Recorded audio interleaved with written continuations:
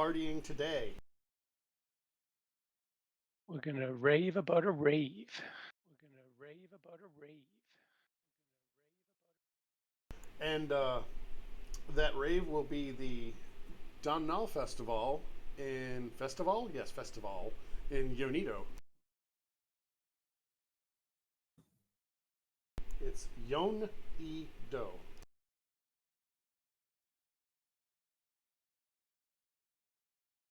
So, has anybody done anything interesting between our sessions? No, I'm too bored to do anything cool. You're too boring to do anything cool. Inspiring people. And his bardic dice now D8. Excellent. Um, uh, Also, we should probably introduce ourselves for new people. We will start with Aaron. Oh, okay. So it's a before you stands a human. He's about 5 foot something. I think I wanted to say 10.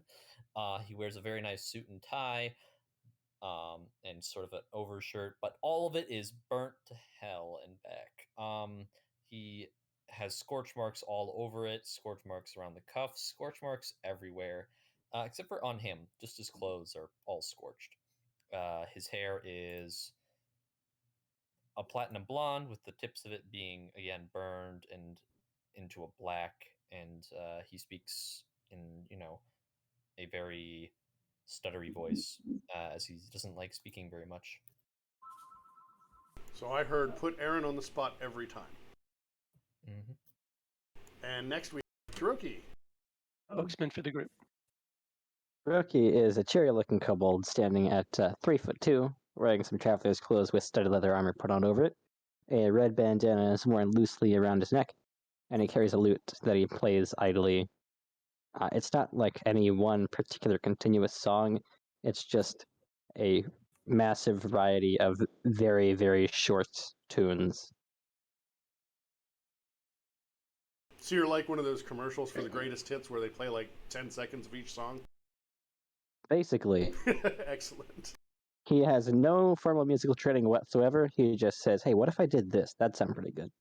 Hey, some of the best songs in the world were probably made that way. And next we have Jeffrey. Jeffrey. Yeah, that's how Jeffrey talks. Jeffrey is a kobold. Hit his head a little too hard when the human barbarians raided his village. And all he can say now is Jeffrey. He is mechanically level 3 Soul Knife Rogue, and now he's a level 3 Ancestral Guardian Barbarian. So he's really going to tick off the DM. And Fluffy? And that is Fluffy, his steed, his traveling companion, and erstwhile buddy.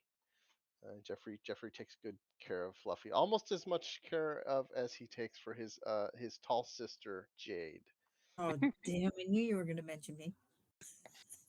And we might as well just go straight to his, Jeffrey's big sister Jade. Okay, so Jade is a very tall, 6'6", dragonborn, a gem dragonborn, bright green, and tries to stay as far away from Jeffrey as she can, except Jeffrey keeps coming around. And we have, last but not least, well, not even in stature because kobolds, we have Dunbar. Dunbar is a young noble elf who's almost 5 feet tall. He's got some lovely new splint mail, and he's out to save the world from evil and show he deserves to be part of his noble family. So on to the next party.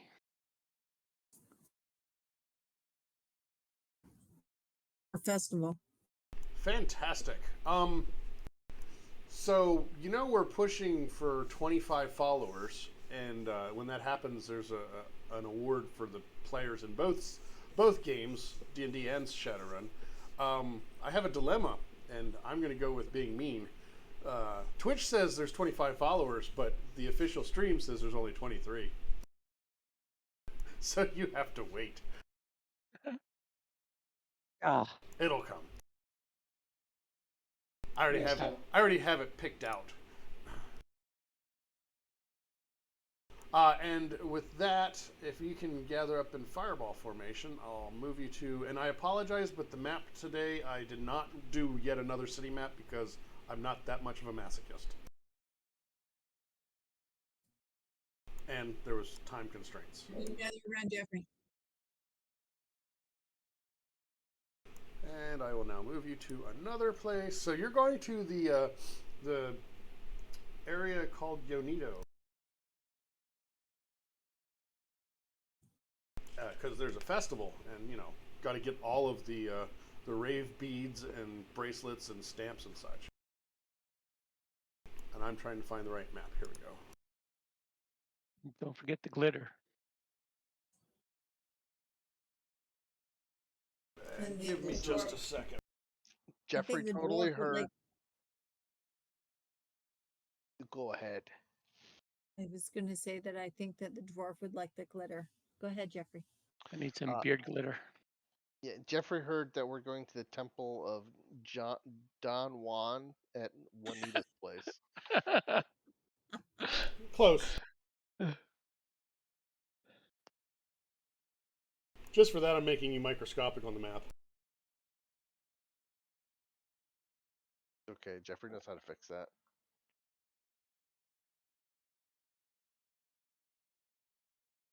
And you're still bigger than buildings.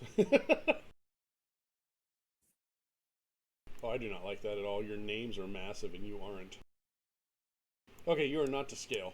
I will move the map to the right place, or move you to the map, rather. Please don't move your characters around yet. So the Concord Jewel dropped you about a mile out of town, and you're approaching the gates. And here's what you see. The curving walls of the city of Yonito come into view. Atop the walls, tall, colorful flags and ribbons flutter from poles. Traders, guards, and workers come and go through a grand gate, passing from the surrounding farmlands into the maze of graceful structures beyond. As you watch, a pale mist rises from within the city. It drifts through the gates and breaks over the walls as if the entire city were exhaling one great breath. Interesting. And as the fog rolls out of the gates, the people look bewildered by this strange weather, and a few of them make comments like, "Well, that's not normal weather for this time of year." And at this point, you should probably select your tokens and roll for initiative. Holy crap. Oh no. Oh god, we are tiny. It's hard to get a cursor on it. My initiative shift streak page. is continuing. Did mine roll? Here I am. So what I see here is Dunbar just wants to make sure he can go after everybody else has been beat up, so he knows who to help first. No, I just like finishing the bad guys off. Oh, okay. I don't know. I can't roll initiative to save my life. I swear to God. And let me pull out things. We're just going to use this map as the battlefield, but you're basically outside the gates, and the gargoyles are a little smaller than. Just a little. It's hammer time. And as the fog rolls in, two hostile gargoyles swoop down to menace the people nearby. They all resemble. Three gargoyles. They all resemble the same fierce-looking woman with a mouthful of fangs, claw-like nails, and feathered wings. Two guards cover the retreat of panicked locals as the gargoyles attack traders' wagons or anything that threatens them. So, are you going to become targets and threaten them? I will. Yeah. Should it have been sorted? No, because I haven't rolled them in yet either. I think I should just sit back and watch Denver go at it.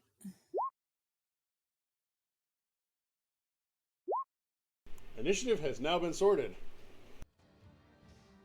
So at the moment, the gargoyles are basically destroying traders' carts and attacking random citizens. Alright. Well, that's not right. Are any of them within 10 feet of each other? Probably not. Aww.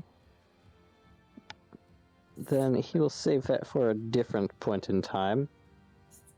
He will get within 120 feet of one of them and shoot a firebolt at it. Excellent. Give me a ping one of them. Left, middle, or right? Let's go middle. 15? It clears a path that way.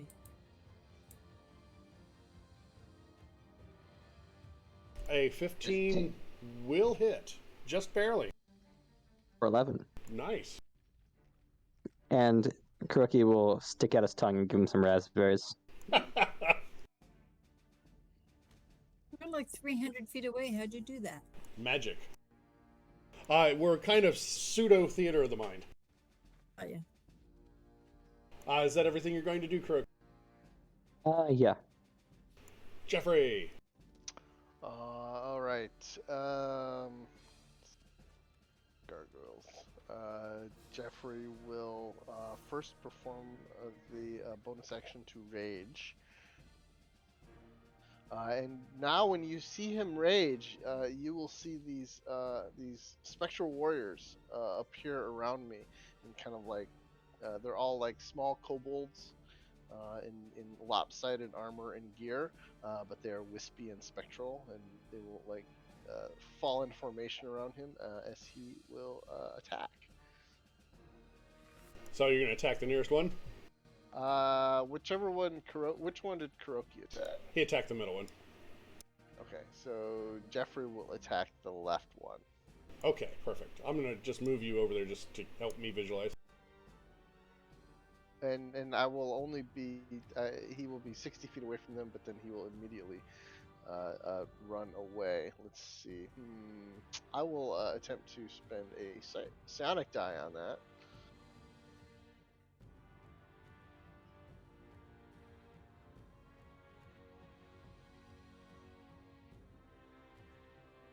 Nope, I can't. I don't think so. It just says ability check, so that's not an attack roll, so I can't do that. So that's it. Yeah, that's it. And then Jeffrey's going to use his movement to move back further away from them. Okay. And Jade. Well, I have to be within range of them, so I'm going to move within 10 feet of one of them, I guess, here. Sure. I don't know. If the map is right, I'm probably still 100 feet away. Well, yeah, like I said, it's just to give us a general idea. Yep. Two-handed battle axe. We'll use my battle axe this time. That will definitely hit. Yay! I finally hit the broadside of a barn. Is that a magical weapon? I'm assuming it's not. No, it's not. It's also not adamantine? Who? Adamantine? No. No. And I get another shot. Yes, you do. That is not a successful one. Oh. Okay, well then that ends my turn. I guess I'm gonna stand here. This one is going to fly over here at this dwarf who's menacing. And it's going to bite and claw at you. 18? 2 GM. I hate this. I did the thing. It didn't fix them.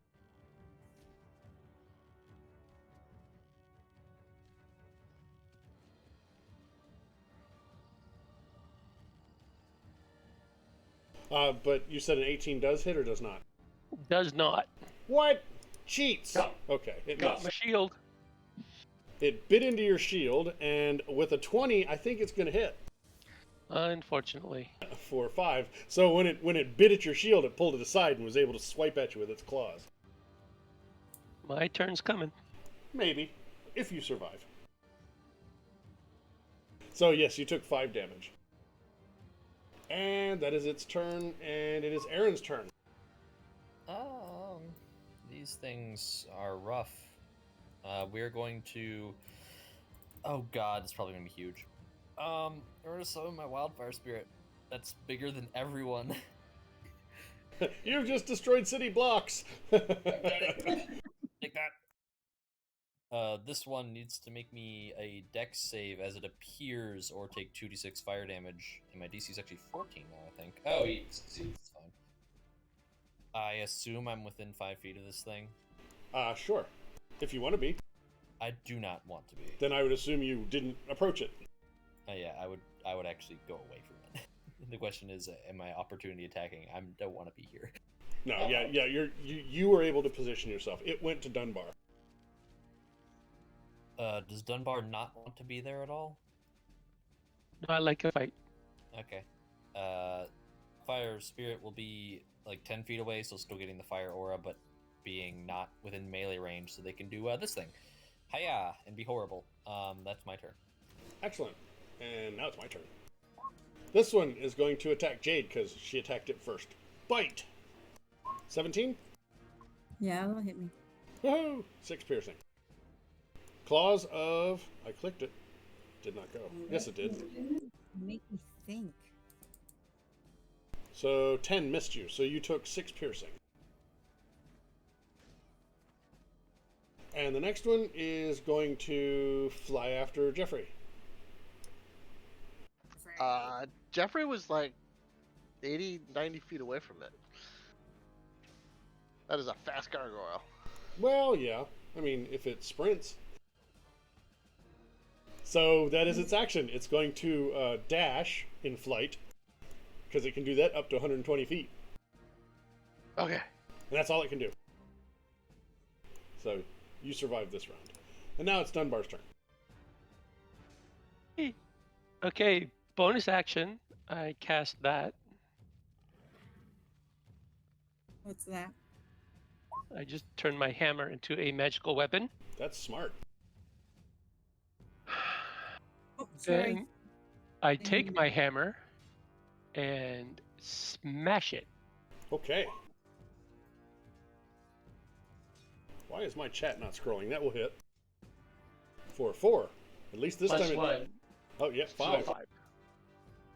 And then I'm going to smash it again.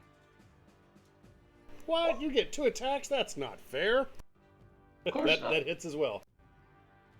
That's much better. 11. And then I taunt it. Then you taunt it? How are you taunting it? I say, I will see you next round and turn you to rubble. Rubble? Going to make you Barney.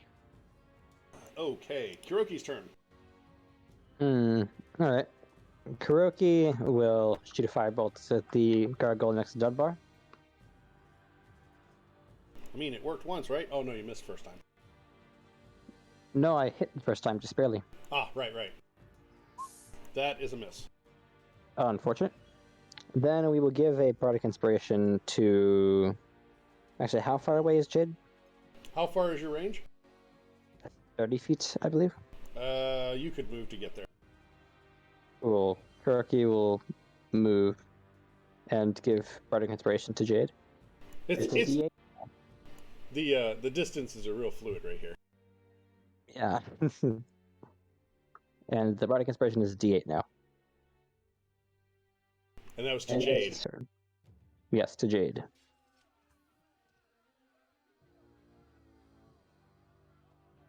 Jade has a light bulb. Is this me advantage, right? Yes. No, it lets you add 1d8 to your attack, saving throw, or ability check. And mine is special and does other things when you use Yeah. it. It does cool stuff if you use it. And I have to call when I use it? You have to declare it before I tell you hit or miss. Okay. So if I jump on it too quick, I'll give you some leeway because I tend to react quickly. Jeffrey. All right. Jeffrey will start working over this one in front of him then. Actually, you know what? That's silly. Which one looks the worst off right now? Probably the one Jade is playing with, which is probably gonna be a little far away from you because you tried to back off. Can I get within 60 feet? Yes, you can definitely get within 60 feet. All right. He'll disengage. He's gonna move over here, and then he will throw a psionic blade or a psychic blade at the one Jade's fighting. Why you run away?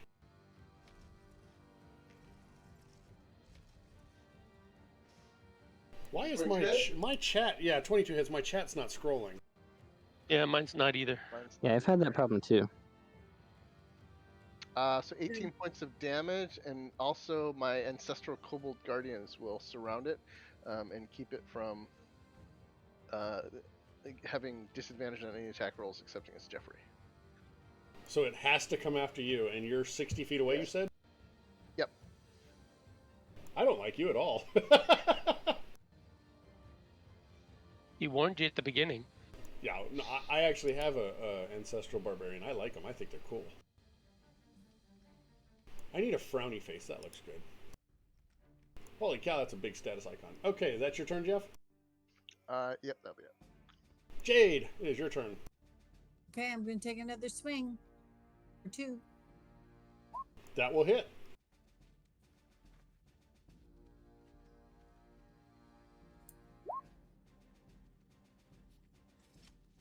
The second one also hit. Nice. It is nearly dead, but not quite. There are many chips and cracks showing. I don't know, Dunbar, it looks like Jade may rubbleize hers first. Maybe. I would never taunt a paladin into smiting. You don't have to. This one is going to attack Dunbar again. With a bite. Oh, that's obviously going to hit. And a claw. That misses as well. Broke a tooth. Now, you're using a single-handed weapon, right? Yep. Okay, just making sure. That is its turn. It is now Aaron's turn. Bonus action will be to command my fire spirit, and the action will be, I don't think we need anything special here.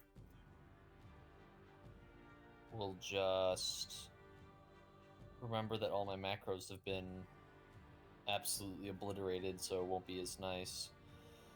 That's fine. We'll fix those after, because I know how to fix it.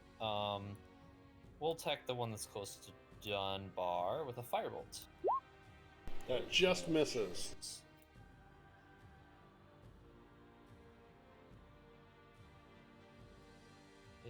Did I cut out? I said it just misses. Alright. I am not. Hello, I was not broadcasting for some reason. That just misses. Yeah, bonus action, command Helios. And Helios, since Helios does little fire damage, will attempt to kill this other one. Since it's a 50-foot range, of course he rolls That will hit. for that one up top. Let's see if that takes it down.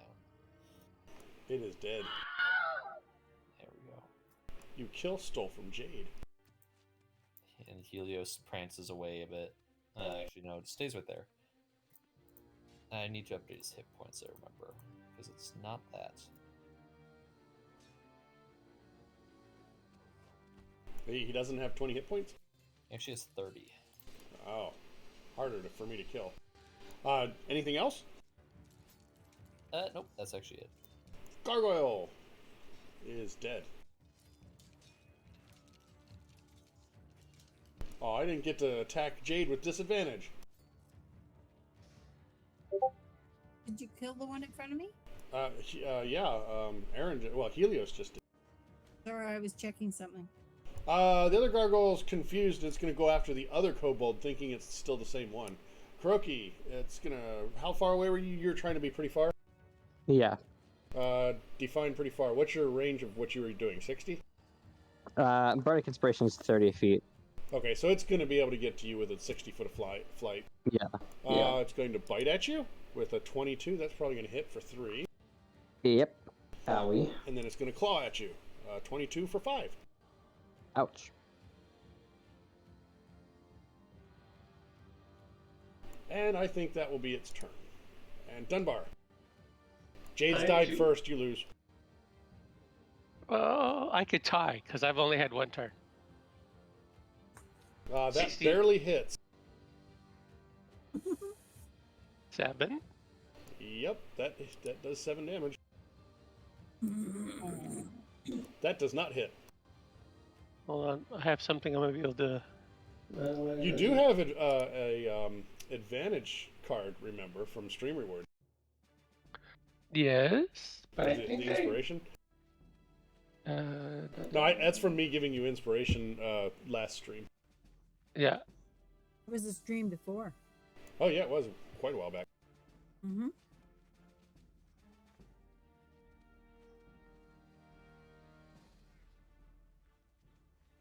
Okay, so I can use Channel Divinity to get advantage, but that's an action, isn't it? Or is it? No, it's a bonus action. So I'm going to do that and see if that helps. And what are you doing? That helped.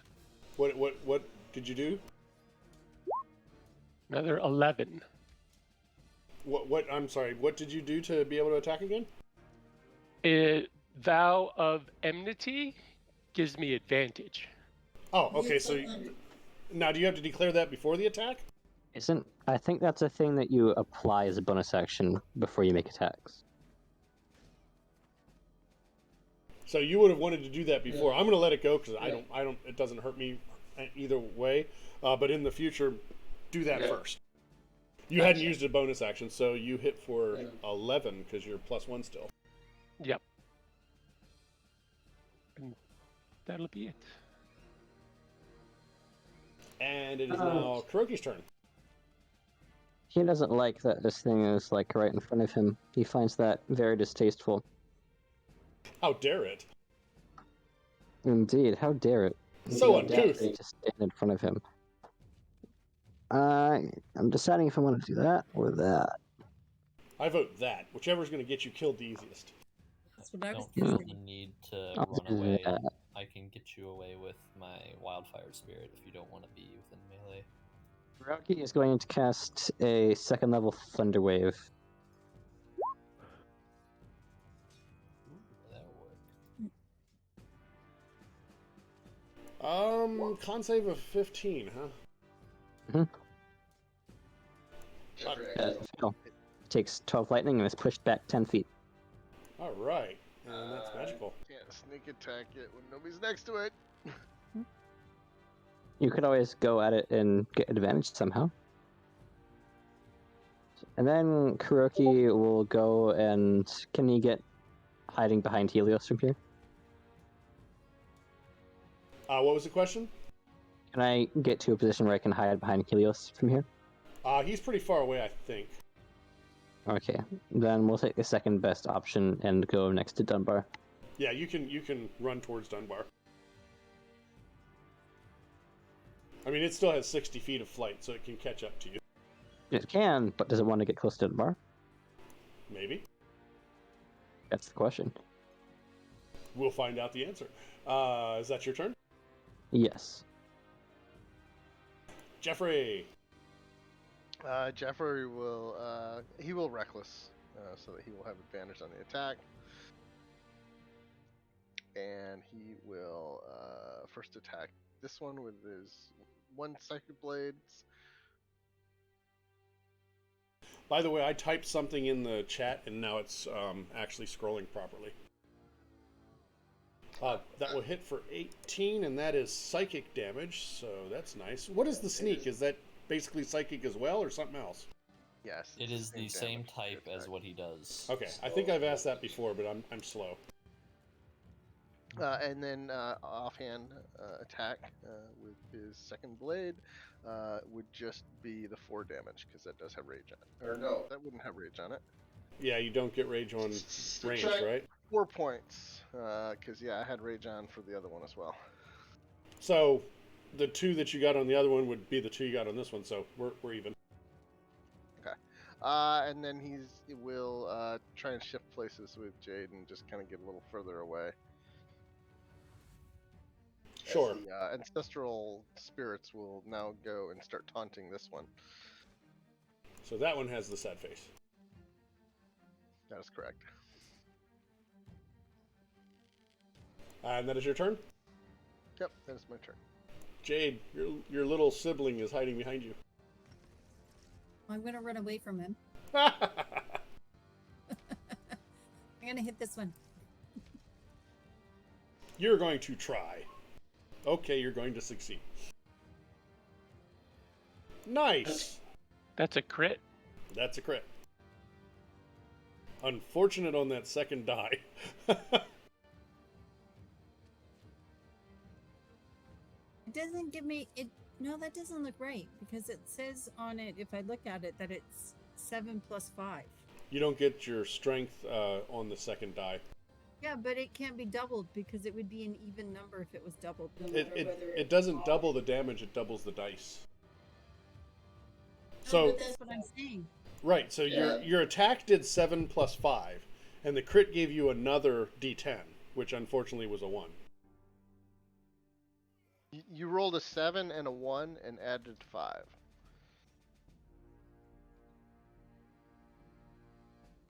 Because a crit only... Sorry, go ahead. Whatever, it doesn't matter. I don't care. I don't care because I'm going to hit him again. That second swing, your battle axe must be off balance. I wanna roll that D whatever. The d8? Go for it. Yeah. It's a natural 1. Natural 1 always misses. Yeah, that's true. Oh, okay. Well then, never Okay. Yeah, mind. because the bardic doesn't modify the dice roll; it modifies the result. We're just going from one extreme to the other. What can I Yes, say? you are. You're just keeping the average. That's right. Is this one alive, or is this the dead one? No, this one's still alive. It's going to attack Dunbar. Oh, that was fantastic. So now I get to crit, right? Nope. Maybe next time. Yeah, because there's going to be a next time. Aaron, That's not what happens. Aaron's gonna attempt to firebolt him again. now. Oh my gosh, apparently not. Oh, that would have been a nice one, too. Darn near max. Bonus action, Wildfire Spirit is going to attempt to spit at it, and is also going to be horrible, apparently. Yes, it is. That's You- my turn then. You need to clean the soot off your glasses. Gargoyle is going to attack Jade, because Jade came up to it and knocked the crap out of it once. Jade, take a bite. Nope. Wow. So I get a crit, right? That's how it works? Nope. Nope. 5 and 7, and then 5 and 6. Yeah, the dice are on my side tonight. Dunbar. I mixed up for the other night when you were killing us. It's Oh. clobbering time. This is just the first taste. It'll get better. Yeah, that'll clobber. For 9. And we clobber again That'll hit. for 12. That will kill. Just so you know, you could do the universal damage modifier and just have +1 there, and it'll add it in automatically. If I know how to do that, I would. It's just under your attack list. You can poke around between turns. Uh-oh. Thunder and lightning. Oh, that global attack modifier thing? That's the attack. There's a damage as well. Oh, there, right under there. Kuroki. Yeah, we're going to shoot this remaining gargoyle with a not thunderbolt, firebolt. That will definitely hit. Well, That will hurt. and no bonus action. That's the end of the turn. Excellent. Jeffrey, you're going to leave my gargoyle alone so it can attack again, right? No. Jeffrey's No, actually. because I go next. Yeah. He will. He'll move closer to it this time, and he will throw 2 more sonic blades. Recklessly? For, extra advantage? Yeah. No. Yeah, he will reckless, so he has advantage. Well, you already would have advantage because Jade's there, right? No, I just. Oh, okay. Because Jay's there. Didn't need. Oh, right. There's no more pack tactics. So 17. It's dead. Excellent. Oh, I like the echo. And we are out of initiative. Alas, my poor gargoyles. That was There's weird. 12 points of damage in that. And Fluffy comes bounding up, very confused as to why statues were attacking everybody. All right, so what's the word here? As the combat, as these creatures were destroyed, they didn't crumble into dust. They just kind of turned into vapor and disappeared.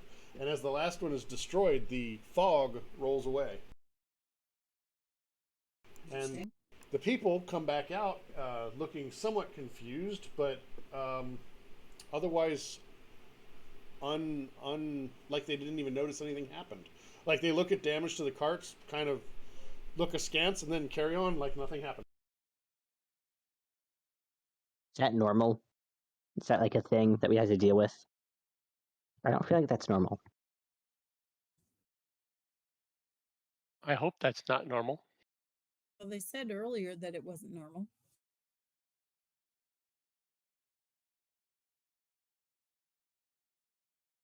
Well, I mean, it's over now. Let's You just can get going. You can go talk to one of the guards. He will greet you cordially. And is it normal to have gargoyles attacking people entering the city? Gargoyles? Gargoyles? I don't think I understand the question. You didn't see 3 gargoyles attacking people out here. There's no attack. It's just people passing through the gates. What about weird, like, fog stuff? Anything about that? Anything at all? I mean, sometimes when it's early morning and the ground is cooler than the water. I mean, like, fog, like, pouring out of the gates and stuff, and, like, weird ladies with wings that are really angry and they try to, like, bite, claw at you, and then they disappear into mist once you beat them down. I never heard of such a thing. That's quite the tale. Are you a bard by any chance? Do you tell these stories in taverns? I am a bard, but that's not a story. Well, I mean, it is a story, but it's not a fake story. Oh, you'll have to tell me where you're performing, because you sound very interesting. You know what? Jeffrey's I'm just gonna going to make the show best out the of that and take it as a compliment. Jeffrey will cast Minor Illusion and show the guard an image of the gargoyle creatures with the sharp fangs and the feathered wings. Oh, you have illusion backup too, bard. This is going to be a great show. You'll definitely have to tell me which tavern. So he doesn't seem to recognize what these creatures are. Nope, not even a glint of recognition in his eyes. Not even like local legends or He shows absolutely no acknowledgement that it's a real thing. He thinks you're telling him a story. We need to get this straight. Do you know what a gargoyle is? I think I've heard of them. Were they like statue things? Yeah, they're like statues that come to life and they attack you and they're really scary sometimes. I mean, I've heard stories, but we don't have anything like that around here. Huh. I see. As you're questioning this guard, an official wearing a red and blue outfit embroidered with phoenix designs approaches. I apologize for my impertinence, they say, but I have an odd question I have to ask. Would you mind accompanying me to a more quiet place? I mean, as long as it's not a jail cell, sure.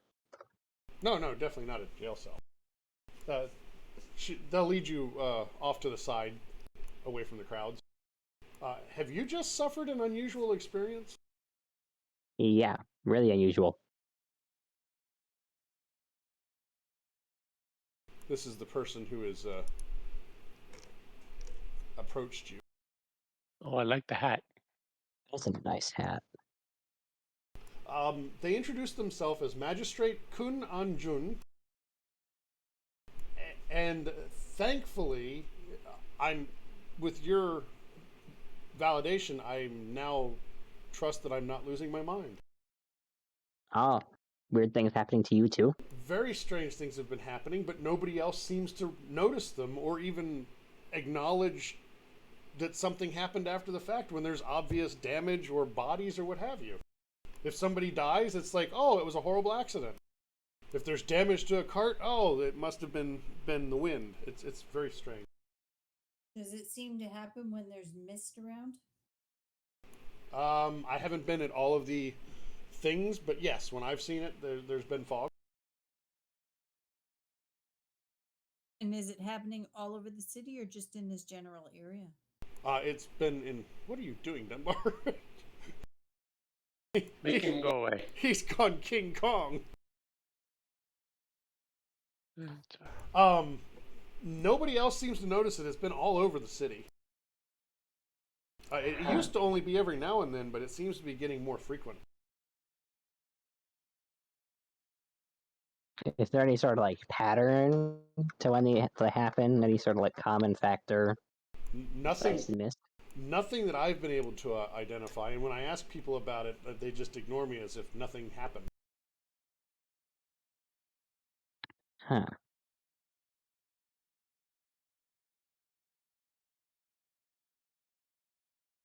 I must warn you. Are you new to our city? Yep. Well, our culture is maybe a little bit different to your culture as outsiders. So let me give you a few words of advice on that. Yonito's people are expected to present a brave face, regardless of what hardships they're facing personally. So stiff upper lip and all that. Talking about someone else's mishaps in public brings great shame to that person. So good neighbors don't ask or don't speak openly of others' troubles, and they're reluctant to speak of anything ill of other people. And all of our residents readily will assist their neighbors and help if asked, but they'll also go to great lengths to ignore or just not see things that might be embarrassing to others. And never speak ill of the royal family, particularly our current Queen Jinmai, because that betrays a profound trust. Huh. So people will just ignore stuff. Yeah, like as an example, if your neighbor, maybe your neighbors had an argument, and if someone approached, let me rephrase. I'm trying to word this in the right tense. So there's two neighbors. One set of neighbors has an argument. If somebody asked the other set of neighbors about it, they didn't see anything, even if it happened right in front of them. It's basically, it's not their business. Huh. So what you're saying is it could be that no one actually remembers anything, or it could be that everyone's just pretending. I feel like it's a mixture of both. I feel like they don't remember the actual events, and then because they see odd things, they're assuming that it's something that would be shameful for somebody else, so they're just not acknowledging it. Huh. Is there anyone that you know that doesn't really go by these sorts of cultural rules? No, everybody in the city, other than outsiders, follows these. It's just the way of our city. Any notable outsiders that have been here for a while? Nobody notable.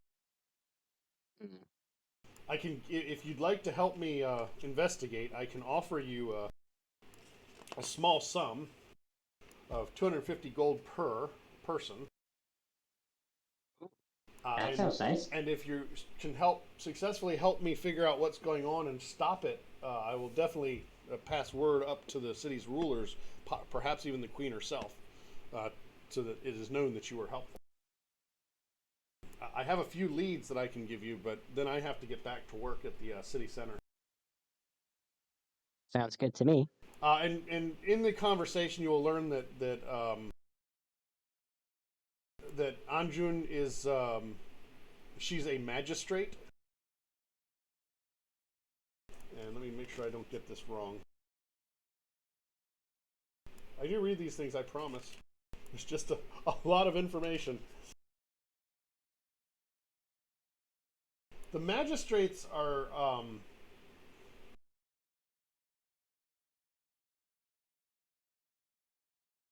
they govern the city-state and enforce its laws. They're also the ones that are called to settle disputes and such. So she's kind of like a judge almost, because of course the guards would be the actual enforcement arm.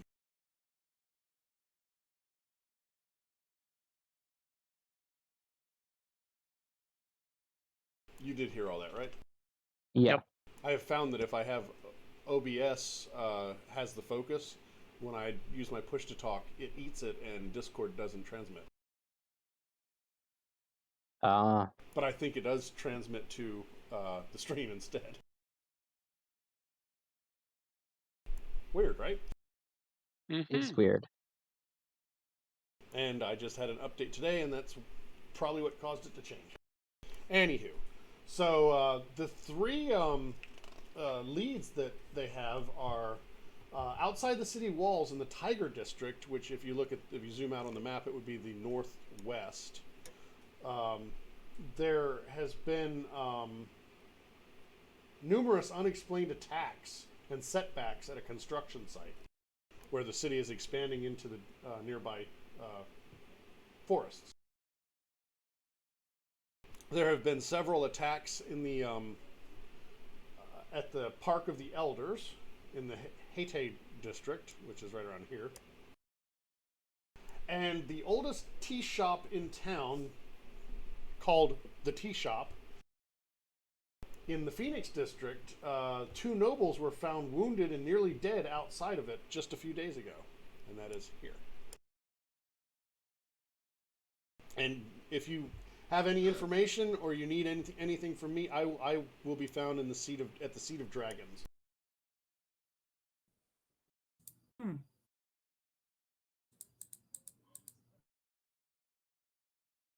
Are we gonna go do this then? Of course.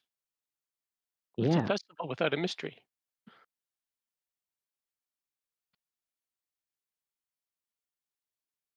Where's the closest place?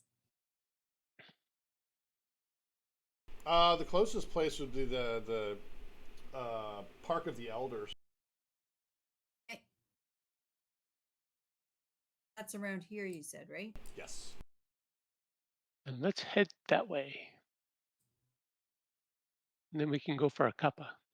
And what was the event that happened here? That he said? There have just been attacks there. Okay. Boy, I get there fast. Talk about fast travel. That's right. I appreciate that Kuroki is actually taking streets.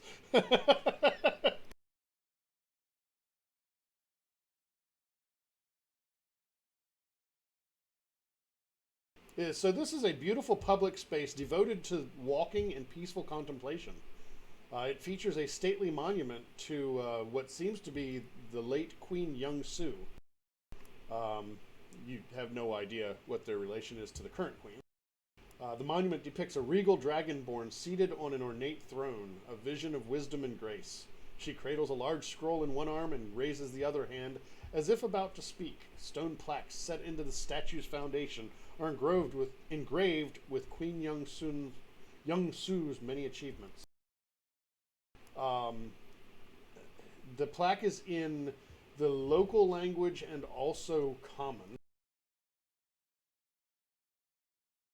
And anybody that would like to can make a history check. Do I get I'll advantage do being that. a dragonborn? No. If you're a dragonborn from Yonito, yes. I know nothing. Jesus, Dunbar. I always read plaques. Apparently, and you memorize them. Do you He take does. etchings also? Yep. He does.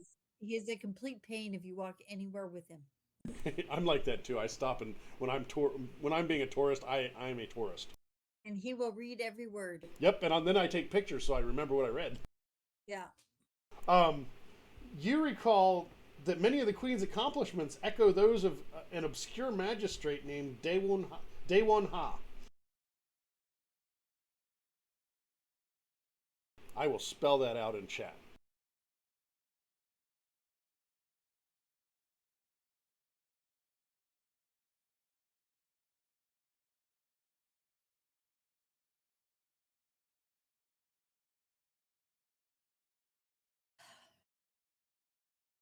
Queen Young Su and Daewon Ha.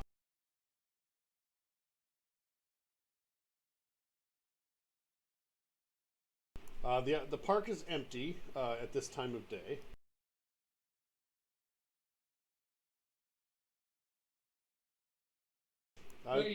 What would you like to do? Look for gargoyle tracks. They tend to fly, as you notice while you're fighting them. But what Are there goes any up must come signs down. of Say again? Is there any anybody signs of, sitting? any signs of damage on things around here? No. I mean, other than maybe a few rocks here and there, but nothing damaged like combat or anything. Anyone sitting in the park? No, it's empty right now. Hmm.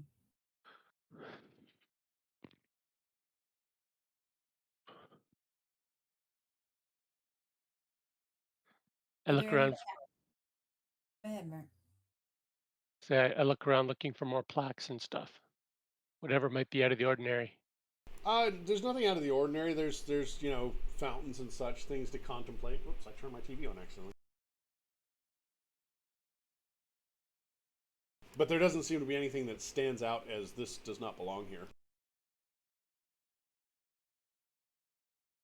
Are there any taverns or any shops or anything in the area that we're standing in? I would assume not obviously in the park, but around. It's a typical city, so you'll have any of that kind of stuff all around, except in the Seat of Dragons, which is like the government center. The Phoenix District is a more upscale area.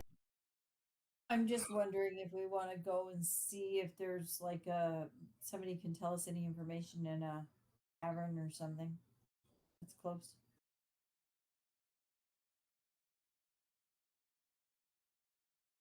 We can There was try. also the tea shop there where there was the nobles that were found injured, right? Yes, that's in the Phoenix District, just to the northwest of you. That's further away. Also on the way to the construction site. I mean, if you guys want to go there, that's fine. That's one of the most definite possible locations of interest that we have. It's on the way to another one anyway. I mean, just to give a sense of scale, this city from east to west, inside the walls, is like 1.25 miles maybe. That's not too bad. And less than 1 mile north to south within the wall. So it's not a huge distance to anything. Let's go get some tea and scones. Or I guess here, egg rolls. Could be pho. Yeah. It's snack time. Oh, don't say that. My dog will perk up. That's one of her trigger words. I say, Bella want a cracker, and she perks right up. So you're going to go to the tea shop? Yeah. Yeah. Okay, well that is in the Phoenix District. Just pick a building that you like. Not the Turtle District. This is the Turtle District? Where you are. Oh, you don't see the district names, do you? Well, since you've been told about them, I love how we set up our maps. By we, I mean Roll20. Oh, and of course I can't unlock them. You're in the Turtle District, so I will move you. Phoenix District is up there. Ah. Okay, so you go to the tea shop. Yes. It is just called Tea Shop. I think that's the northeast, isn't it? Yep. Now that's just, it's to the northwest of where you were. I mean, to be more precise, it'd be northwest. Are you getting your east and west mixed up? No, west is to the left. You were down here to the down and right.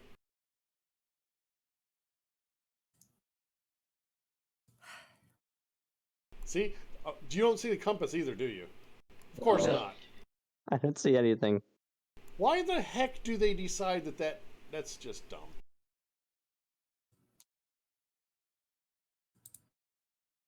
I don't see anything that says direction. Well, it's standard cardinal points. North is up, west is left, east is right.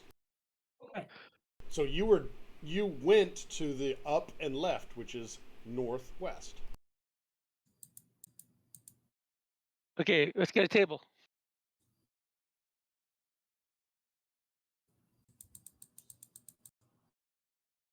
I'm doing a thing. Give me a second.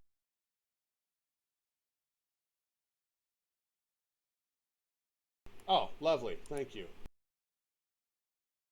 Roll 20 locks everything, and then I can't mass unlock them all at once.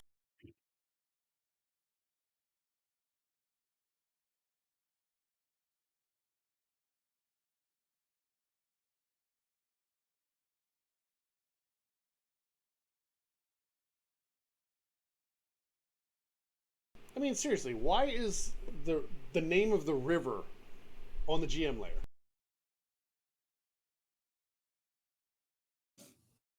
So you don't have to flip through to tell us what it is? Well, it should just be on the map.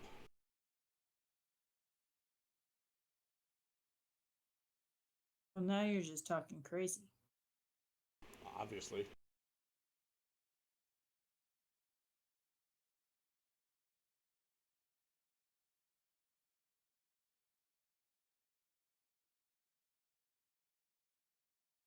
Yeah, now you should see a bunch of stuff, right? Yep.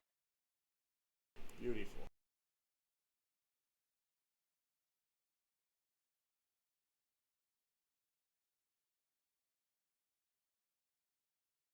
And I am reconnecting, and we will continue. So we're going to a bar? No, you're going to the tea shop. Tea Oh, shop. the tea shop. The Phoenix District is the oldest area of the city, adjacent to the Royal Palace, known as the Seat of Dragons. And it's populated exclusively by nobles and wealthy elite. The tea shop you are looking for is famous and easy to find just by asking any passerby. It is named Tea Shop because when it was built, it was the only one. That's how old it is. The shop is decorated with hundreds of teacups arrayed on shelves. Many cups bear the names of famous past patrons, adventurers, nobles, and royals. And that is the description you get. So we should see one that says Jeffrey. Jeffrey. Now, is it like a restaurant where you can like drink tea and stuff, or is it just a place that sells like tea leaves? No, when you walk in, the person at the counter offers to make you a pot of either buckwheat or jujube tea. And they introduce themselves as Beechin Hay. I think I mangled that one. I go for the jujube tea. Yeah, jujube sounds nice. Excellent choice. What I'll brings try you to the- my humble shop? I'll try the other one just to be different. Buckwheat. Buckwheat. I like buckwheat pancakes. Isn't like a drink made from buckwheat like ale? Buckwheat is a grain, is it not? Yep. Yes. He's selling tea, but it's really alcohol. So yes, he brews. He gives you some tea. It is 2 silver pieces for a pot. He's on me, man. Or if any of you would really like to schmooze him, you might be able to get it on the house. Nah, we can pay for it. All right. So he will bring you your tea shortly. He is a human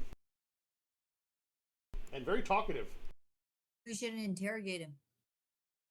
Or you could just have a conversation. Yeah. Jade's just like, "Where's the rope?" He brings us the tea. We put him in a headlock. Tie him up. Start pulling fingernails. Tell us what we want to know. We ask him about the history of his tea shop and the city, and like we're new here, and about the festival, and Oh, he'll tell you all about all of that.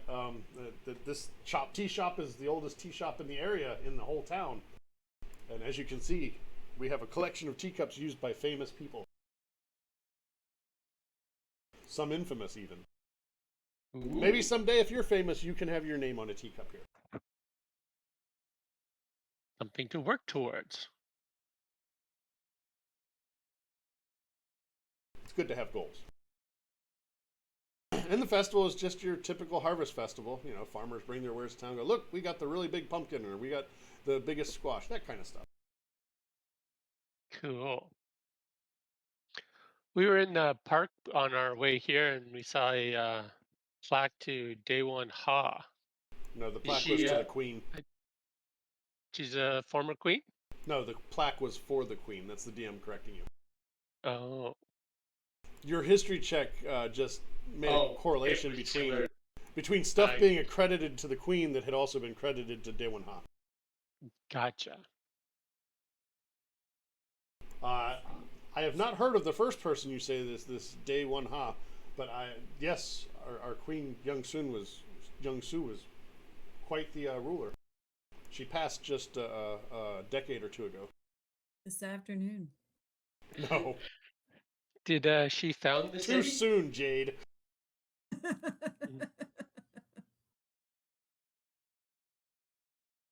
What was the question? Did she found the city?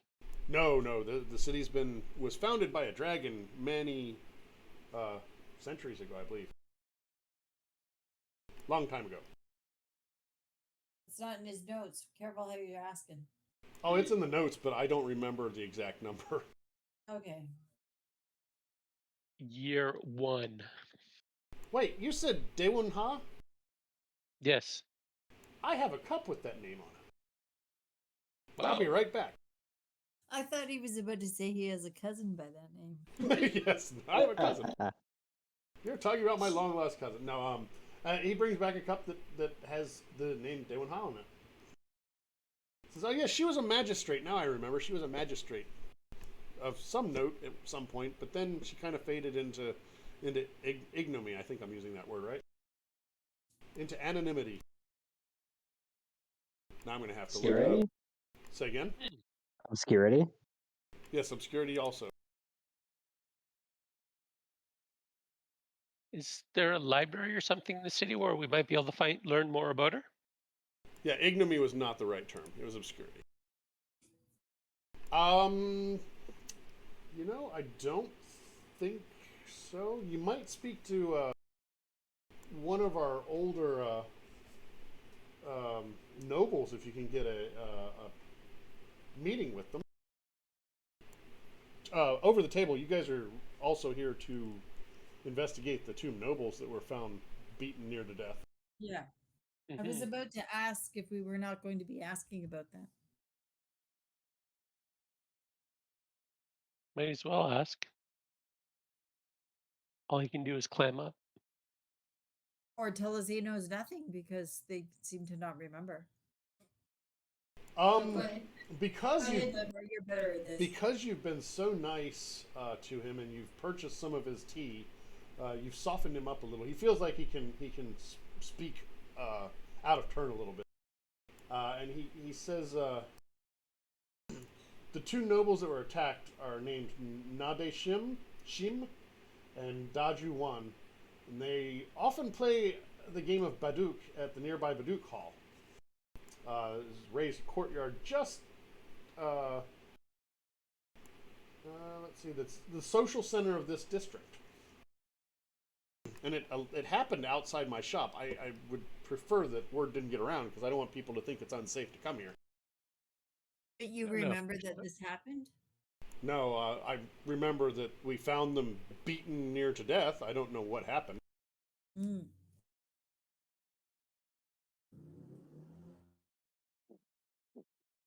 The directions he gives you to the Baduk Hall is 3 blocks away. Well, we finish our tea. Thank the nice man. And go learn how to play Baduk. And do any of you have proficiency in performance? The Duke? No. Kuroki does. Kuroki, you are aware that Baduk is a game of strategy played on a board using black and white pieces. Additionally, Baduk halls are popular gathering places, particularly for old or noble families. I'm thinking like chess, it would be our modern equivalent. When you said old people, I immediately went to bingo. Yes, Dunbar, you would probably be aware of it as well. You probably actually know how to play it. Cool.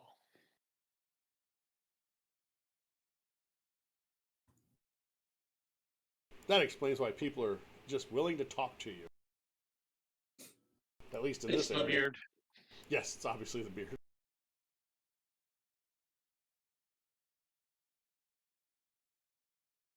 Let's go see if we can get into the club? It's a public thing per se, as long as you're not coming in looking like peasants. So sorry, Jeffrey. No, I'm kidding. Yeah, you can go to the hall and nobody tries to block you from going. It's fairly open place. Um, you are able to ask and find the two nobles, but they're not unfriendly, but they're not interested in talking at the moment because they're busy playing a game. Oh, can I watch? Oh yeah, there's several people watching, and also Dunbar, with your experience with the game, you can make a uh, you would just know that it's probably going to take about 3 hours for the game to reach its conclusion at this rate. We got time. Do you though? Another attack from the fog creatures could happen at any time. Yeah, that's why we're here, to not have people die from that. We have to figure out how to figure out where they show up. So if you wanted to try and convince these guys to take a break from their long, tiring game, you can do that. Or one of you that has experience with these games, either Kuroki or Dunbar, could try to maybe pass hints to each side to make the game happen faster.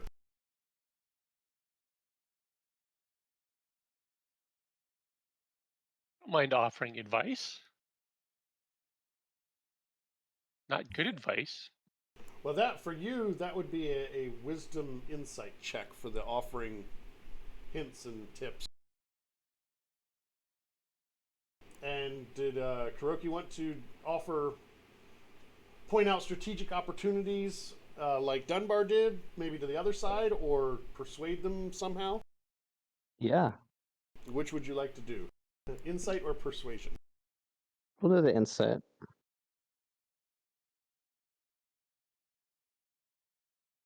Wow, you guys are really good. So, effectively, as a team, Dunbar and Kuroki are able to cause the game to come to an end much faster without even cheating. Much. I could make it end much faster by dumping the board, but you know. Yeah, that might draw attention.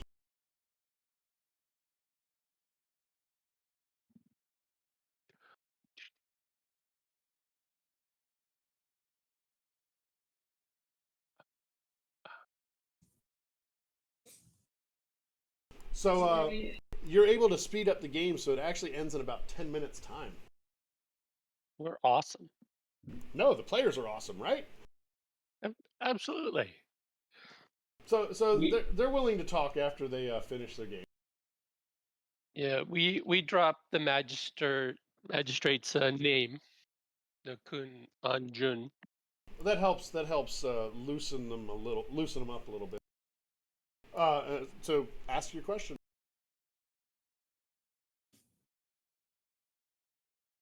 Do they remember anything of what happened? Just that about a week ago, we were both nearly killed.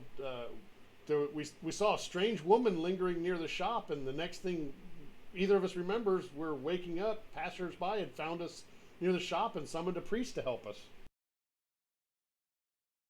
Was she wearing a yellow tunic and green pantaloons? Nice callback. You know what? You get it. Oh, you already have inspiration. You can't have it twice. I'll take his. Nope. But if you ever need it, he can give it to other people. That's how inspiration works. Well, you see, if he'd have given it to somebody else, and he could have had it. Nope, too late. Well, usually it's like, oh, I'd like them to have inspiration as it's happening, as the bad roll happens. Anyway, no, it was not that person. They've never seen her before. They don't remember ever seeing that person previously. Did they look local? Like, were they dressed how you'd expect, or? Are you the only one questioning, or is this a team effort and you just happen to be vocalizing? Yes. Jeffrey. In that case, you and one other person can roll a persuasion check, or you can roll it with advantage. That's your guys' choice. Kuroki will try and roll a persuasion check as well. All right, go for it. Oh, there's that 22 again. Dunbar's getting better, but Kuroki's nice and steady at 22. Through your efforts, you're able to convince this nobleman that you can be trusted and that no shame comes of sharing this information. And he says he thinks it may be the woman may have been a Guishin. Guishin, yes. I am not a linguist, as may be apparent. And what is a guishin? Funny you should ask that. I have notes. Woohoo! Not those notes. Here we go. I remembered my book this time. I didn't have to go into the other room as we were starting like last couple times. They are spirits of people who were wronged in life and died without receiving justice. They're unique to Yonito and the traditions of this particular city. Some manifest as undead creatures, others are just spiritual forces that seek to express an unfulfilled desire or familial shame. And reputation being of paramount importance here to the people, if there's a Guishin from your family, the burden is on your clan to appease the spirit. Asking for help would require the family to publicly acknowledge the missteps that created the Guishin, which is considered more shameful than the peril an unchecked Guishin might cause. Which is somewhat twisted, but I get it. And as the Guishin lasts over time, it becomes more and more powerful. So it's important that they're quelled quickly. If a family is unable to deal with it, then it becomes the job of the magisters. Okey-dokey.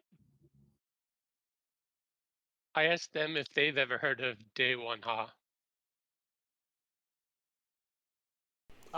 They have not. I mean, they've heard the name, but they don't know anything about them.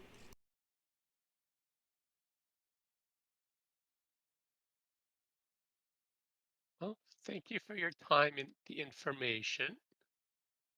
Thank you for the advice on the game. You're most welcome. Just trying to remember some of it next time. So is anybody taking notes? What have you learned so far? I have learned that we need to go to the Seat of Dragons and talk to our new Magister friend. And Guishin. And people don't want to acknowledge their shame and help the community.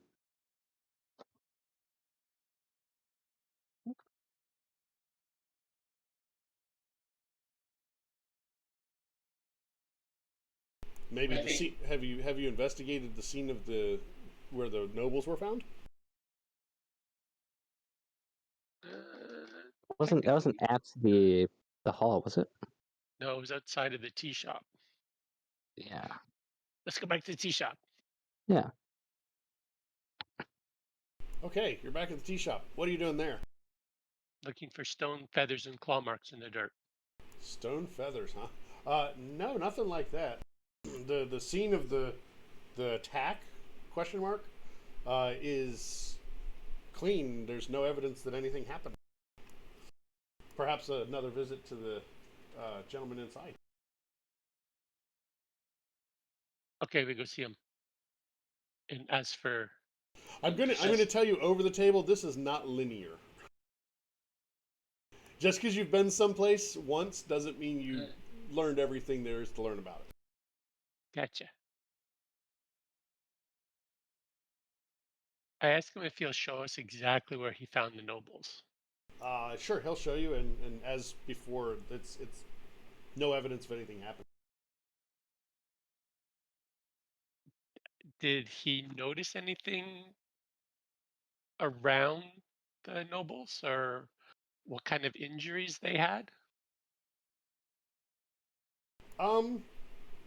Yes, he notices looked like claw and bite marks on them.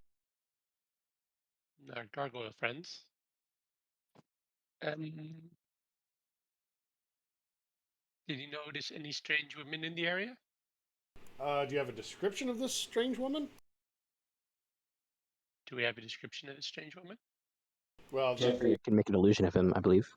Well, of what he interprets, but basically, I would assume you're going to eventually describe a Guishin. Yeah. He has seen uh, a spirit near the shop, and also once at the Park of the Elders when he was walking home around midnight. Around midnight. Oh, and since we talked last, I remembered more about Daewon Ha. Excellent. They were an active magistrate and hero of the people responsible for many social works. I think I told you before, they were ultimately overshadowed by the last queen, Young Su. Uh-huh. I don't know what happened to her after that. Could it have been something that would turn her into a Guishen? I don't know what would cause that in that person. And you did take the cup, correct? No, I didn't know that was an option. Well, if you ask, it's an option. Yeah. We should take the cup. just bring it back when you're done learning about this person. Maybe you can tell me what you learned, and I'll add it to my memory to tell the next person about it. Oh, that sounds You like a got good it. idea. You got a deal. When you found the nobles, was it early in the morning? It was mid-afternoon. He also gives you another cup that was from another person who was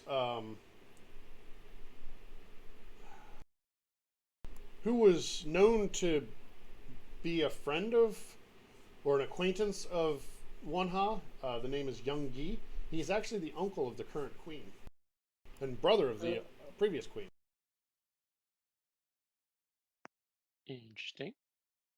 Is this a matriarchy? Yes.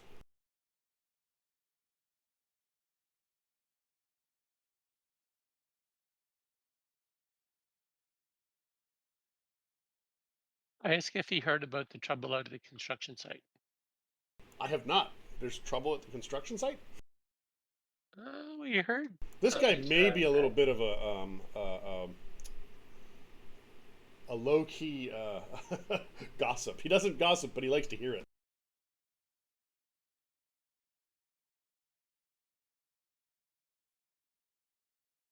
I asked him if he knows what they're building out in the Tiger District. Just more housing as the city expands. I would like a perception check from anybody that's just even remotely paying attention. So pretty much everybody.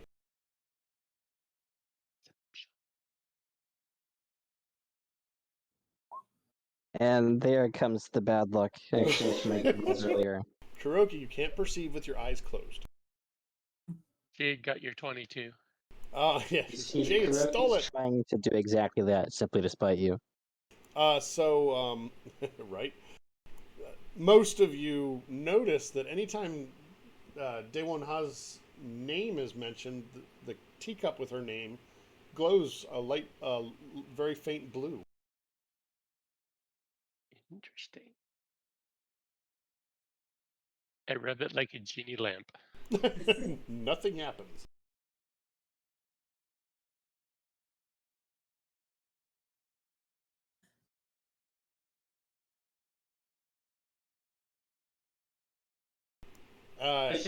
After further conversation, you're pretty sure there's not much more to learn here. I say young Gi and see if the other teacup glows.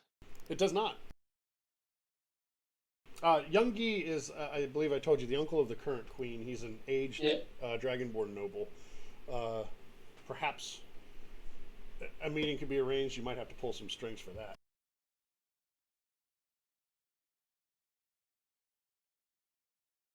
We can try. Let's go to the Seat of Dragons. What's the worst that can happen? They accuse you of conspiracy and then murder you? Try. That does sound pretty bad. Nah. I'll be all right. I may be easy to kill, but the rest of them aren't.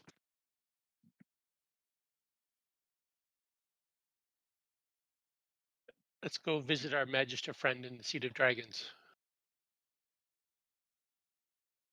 Excellent. Okay. So you ask one of the guards for Anjun. Yeah. Did I get that name right? I think I did. And every block we go, I say day one, ha, and see if it glows any brighter. Nope. And that's what you fought in the beginning.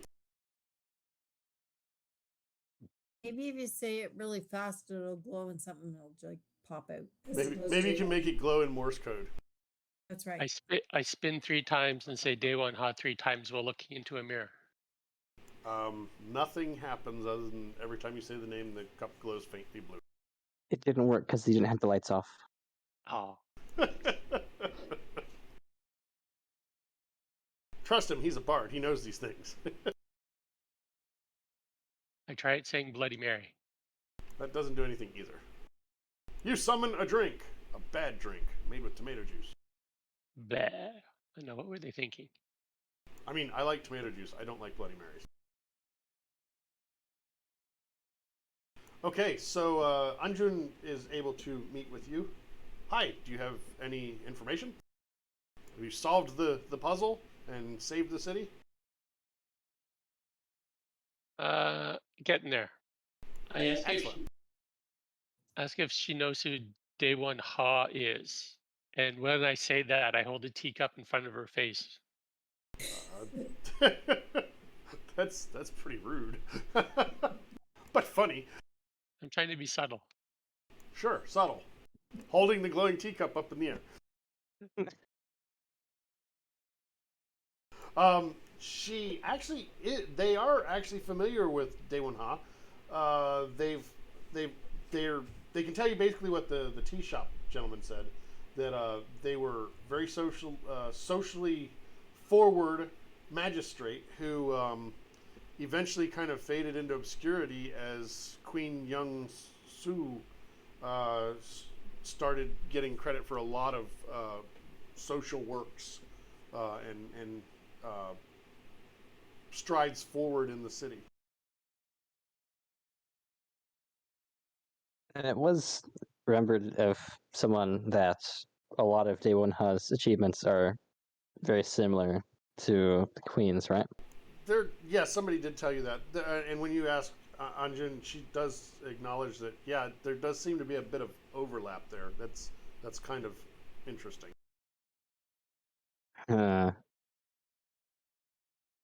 Ooh, are they the same person? No, definitely not. No. I think Young Gi was around then and might have more information. Do you think you'd be able to arrange a meeting with him for us? Yes, maybe. I can pass word along to his guards. They may or may not let you in. I will give you a notice that you can pass to the guards, and hopefully that will get you a audience. Jade, take the notice. I see your plan. You're giving it to the most charismatic person in the party. Sure, I'll smile at him. Well, he's Dragonborn, you're Dragonborn. Yeah, the royal family are Dragonborn. Call him cousin. That never goes badly.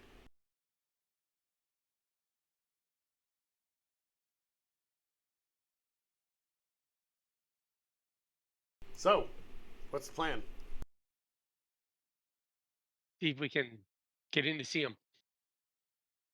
Okay. Yeah. So you're going to show the notice to the guards?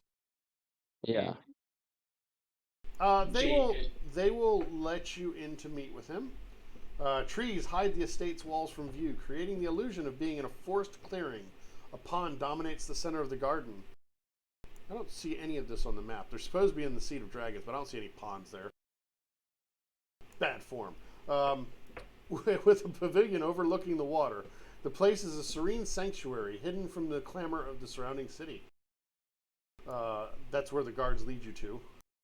A few moments later, a dragon comes out and eats you all. No, an elderly dragonborn man enters the garden. This is Young Gi, and I will show you Young Gi. I think he's old. Man, Don't make me make the dragon a real thing.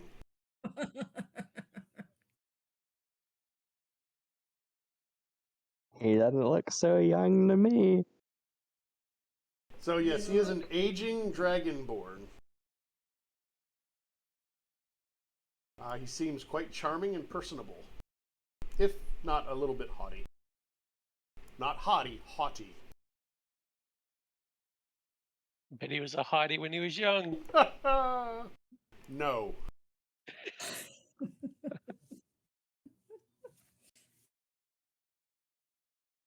What can I do for you, adventurers?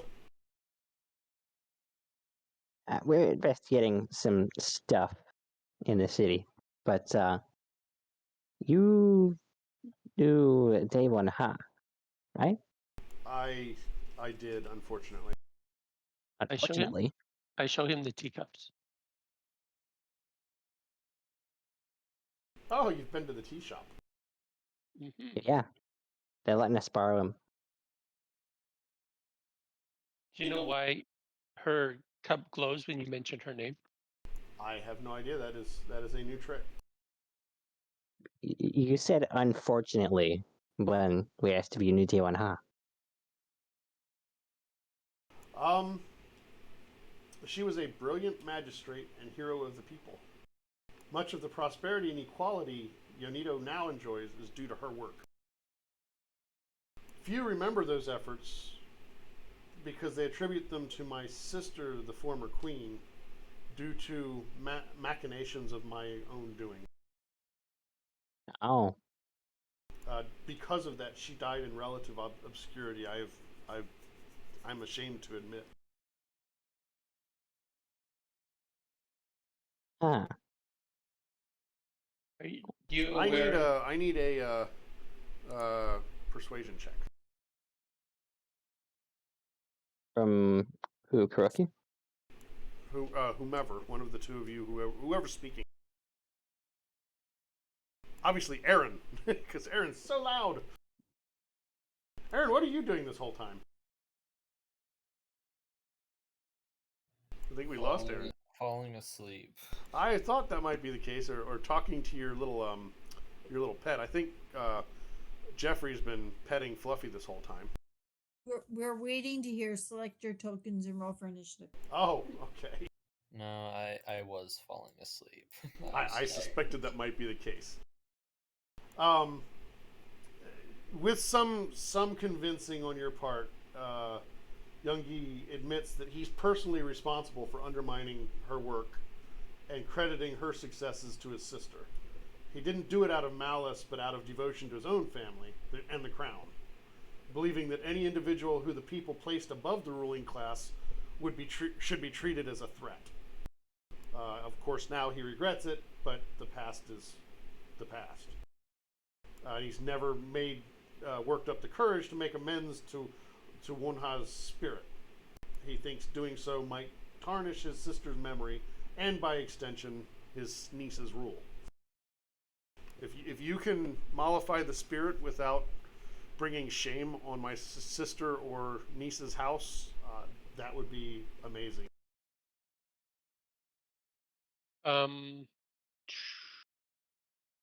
She didn't really get her due credit.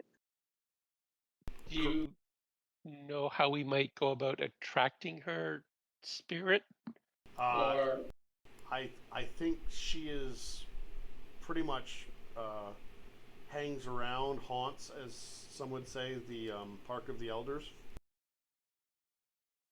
That seems to be where I've seen her spirit the most.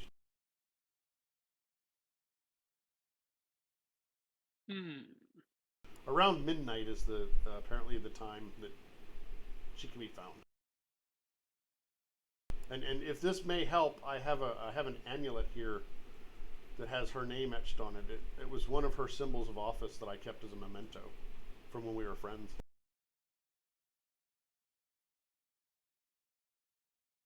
And as he hands it over to you, as it gets near the teacup, they both glow. Neat. interesting.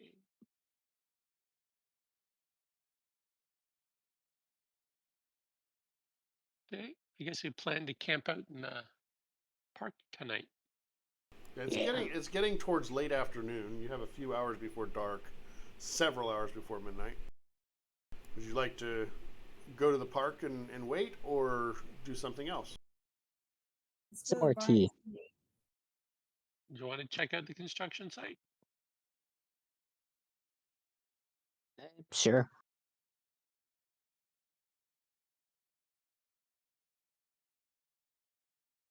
Well, it's still light out.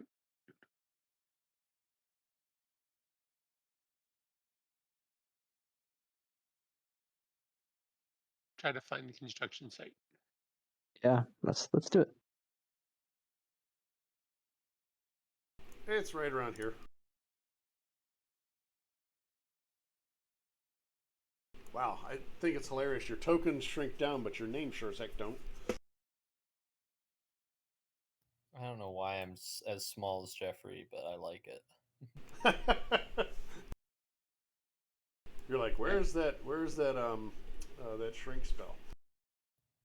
Found it in large reduce. That's the one. I find some dirt. So you're going to the construction site, huh? Mm-hmm. Tiger District is a relatively new part of the city, all new constructions, and particularly along the forested stretch to the northwest. As you approach the construction site, it's full of scaffolding and equipment. Laborers are clearing stumps and raising frames of new houses, while armed guards keep an eye on the nearby forest for signs of trouble. Shortly after you arrive, an overseer approaches and asks you, "What are you doing here? You look like you've been sent by the magistrates to help with our strange happenings." That's basically the long and short of it. You're very perceptive. So, fix it. Can you Well, show us and it's where really not that as simple as just fix it. If it was, we would have already been done. I suppose that's fair. My name is Overseer Huang Jung Sun. Wow, I think I mangled that one even better.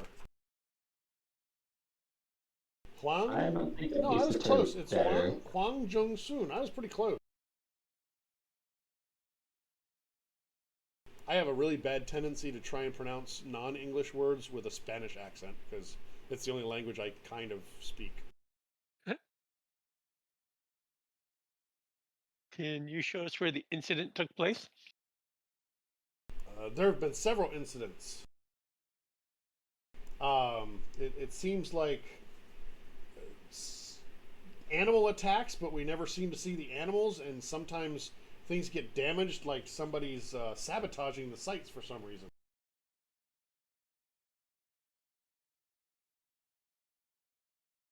Is there anything special about the land you're building on? Even I was attacked. No, it's just the edge of the forest.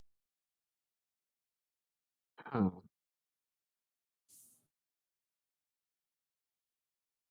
And you're just building housing and stuff here? Yeah, just building housing. No, like, social centers or anything? I'm sorry, say again? No social centers or anything? No, just normal community stuff. I mean, it's just an extension of the city. Mm.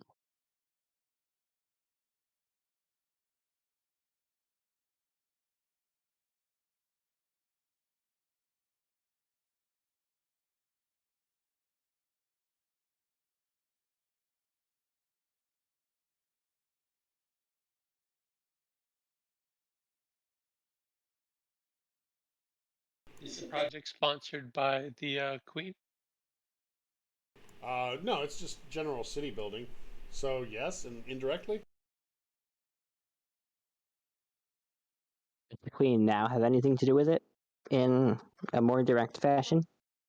Nothing direct that I'm aware of. I mean, the Queen directs everything, so I guess. Mm.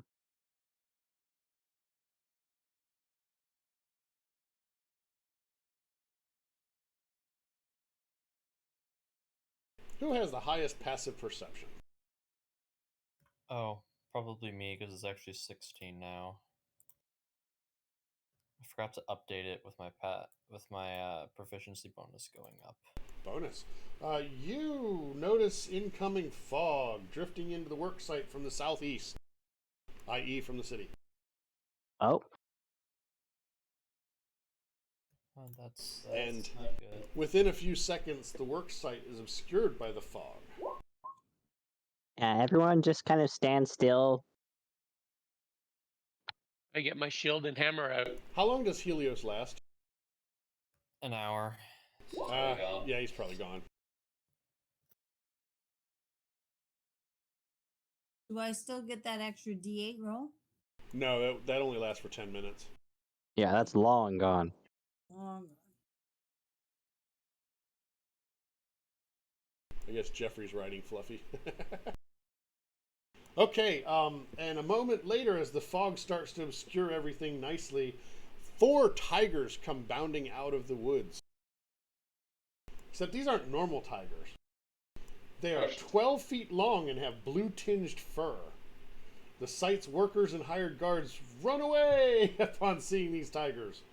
Jung Soon does stand her ground, and the tigers approach to attack you and her. And I will put some tigers on the map here. Yes, that's a perfect size. Yeah, that's probably about 12 feet. I don't know.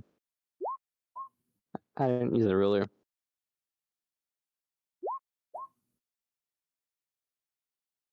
I'm gonna add a Sanic dice to my initiative roll. Doesn't really help. He's like, I don't want to die. Oh gosh. We'll keep I rolled- Helios though, because he'll probably show up. I did twice as good as last time. Is that everybody? I see 3, 4. Who's missing?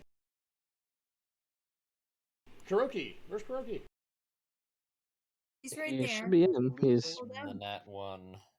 You forgot to click on your token, maybe? Oh, I It, ha- did my token. it happens sometimes. I've seen it happen to DWB as he clicks his token on stream.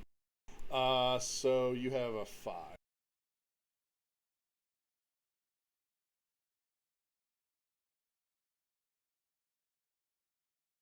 And we will sort. Tiger. Oh, I need to. Do I even have a token for this person? I didn't grab her. Give me one moment to be less of a bad GM.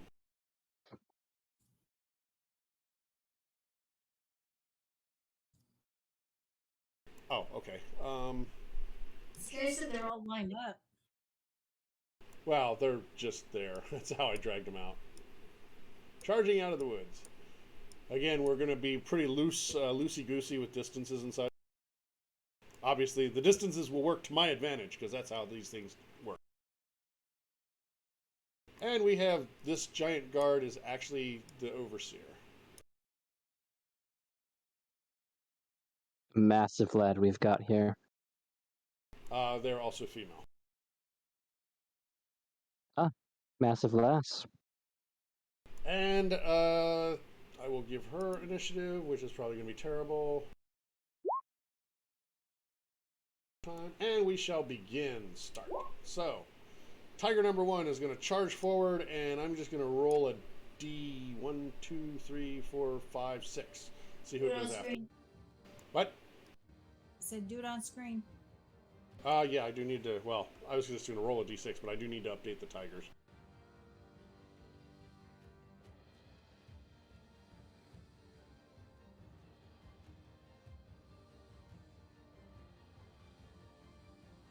What kind of GM hides all the rolls? I mean, really? Sure, you can't. You can fudge them if you do that, but then the players don't trust you, as they shouldn't. I mean, that used to be the only way. That was what the DM screen Yeah, was for. well, that's true. Okay, so the first one is Dunbar. That tiger's going to go for Dunbar. And it gets at least 5 attacks. It runs 20 feet towards you and pounces. So it's going to hit you with a claw attack. 23 hit? That's not nice. Hit for 15. And you need to give me a strength save. Because it pounced on you. So you have been knocked prone. And it can make a bite attack. Oof! With advantage, since he's prone. Sure, Oh, now that's you just roll. rude. Now you roll well. Well, I didn't get to kill you earlier, so now I nearly get to kill poor Dunbar. He's got 11 hit points. No, that was my save. No, you got another 15 after this failed save. Yeah, what's the second bite? That was advantage. So it got the 22 and you took 15.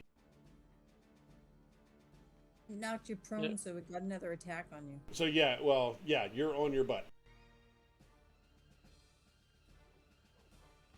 And that is its attack. So the next one, I'm going to roll a d5 just because I've already tried to kill Dunbar. 3. 1, 2, 3. Aaron, you're the lucky victim. I know what I'm doing then. Run away! Charge and claw. Oof. Shit. Well, I can't do anything. I was gonna cast shield, but Oh, that would get you to just 19. it's just within, I believe, my AC with shield, so that will hit. Shield gives you +5, right? Yep, but meets beats, so it would just be. Well, it had a 21, so it would have been plenty. So now it's going to try and bite you. Give me your strength save. Wonderful. Ready? Sure. Look at that. It knocked the dwarf down, but not you. This twig of a man is too strong. And now it is going to... It did not knock you down. So it does not get the bite attack. You get to live one more round. That's good. Yay! Huzzah! Jeffrey! Jeffrey would like to rage. Roar! And is he in melee range with this one here? If you would like to be. Alright. How many can he be within 10 feet of? Maybe the 2 that have charged already. The others are still at the wood line. Alright. Well, if he's in melee range of this one, he'll go ahead and he'll attack it. Are you, rage, In melee range, yes. But no, are you, crap. Raging. The advantage thing. Reckless. Yes, he will recklessly attack.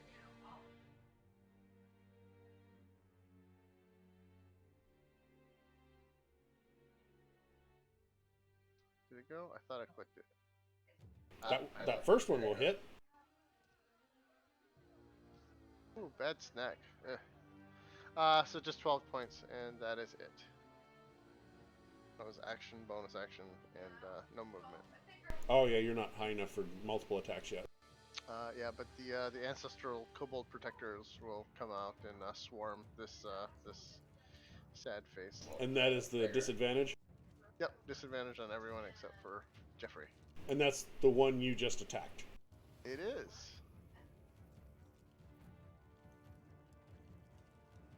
What did I need to make that saving throw? 15? 14? If it was 14, I would have made it. Yeah, it's a 14. I forgot I had my new little aura protection thing. Have you had that up? That's automatic, right? Yep, that's always up. Should As long as you aren't unconscious, it always applies. In that case, take off the second damage. I'm okay with that. No, because you had an 11 strength. What does it add? That's 3. Oh, yeah. Then yeah, that's fine. Take off that second set of damage. We're all learning here. I mean, you know, I'm not going to punish the character for the player for getting something the character wouldn't. Don't let it happen again, or I'll kill you. So I'm not prone now. Correct. Yeah, and you should probably add a global save modifier to just add that +3. Yeah, that would be a good idea. Now, how big is that aura? You might want to put an aura on yourself. We wouldn't see it. Yeah. Within 10 feet. Yeah, it's 10 It's feet. Like 10 feet won't even go outside of the Oh, yeah, that's true because of the scale of the map. But normally that would be a thing that we would want to add to your token. So we'll do that maybe after the session. Just remind me. Yeah, maybe set it to 500 feet. No, because then it'll be on the next map. It'll cover the Oh, I entire know, map, totally, and I will that be makes so people go, confused. Why is the map everything yellow? orange? What color do you want your aura to be? Blue. Like, are we talking light sky blue or dark blue?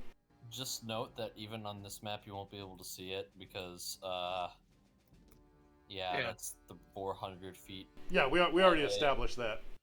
And it is a circular aura, I'm assuming. Yeah. Yes, it is circular because it is a radius. If people make it a square, they are cheating. No, Pythagoras doesn't matter. A radius specifically means sphere. A square can't have a radius. There, I made it 100 feet. Just remind me to fix it later. Okay, so now that we've finished Have you playing, ever looked at a cylinder sideways? it's a rectangle.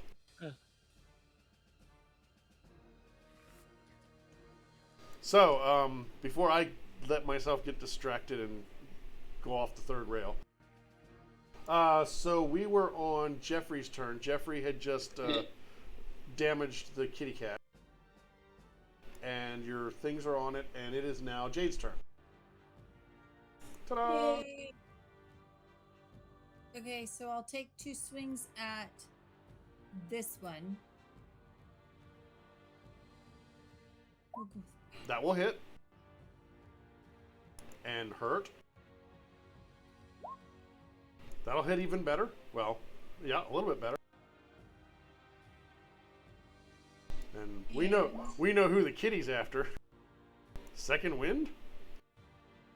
No, that one. Sorry, wrong one. I hit the wrong Action one. surge, you mean? Yes, that's what I meant to do. So you're going to do 2 more attacks. No, I only get. Oh, I get 1 additional action, so I get 2 more attacks. Correct, because it's an attack action. Okay, well, I'm gonna hit it again. Well, I won't hit it with that one. Am I mistaken on this? I'm right? You are correct, yes. You're not Yeah. mistaken.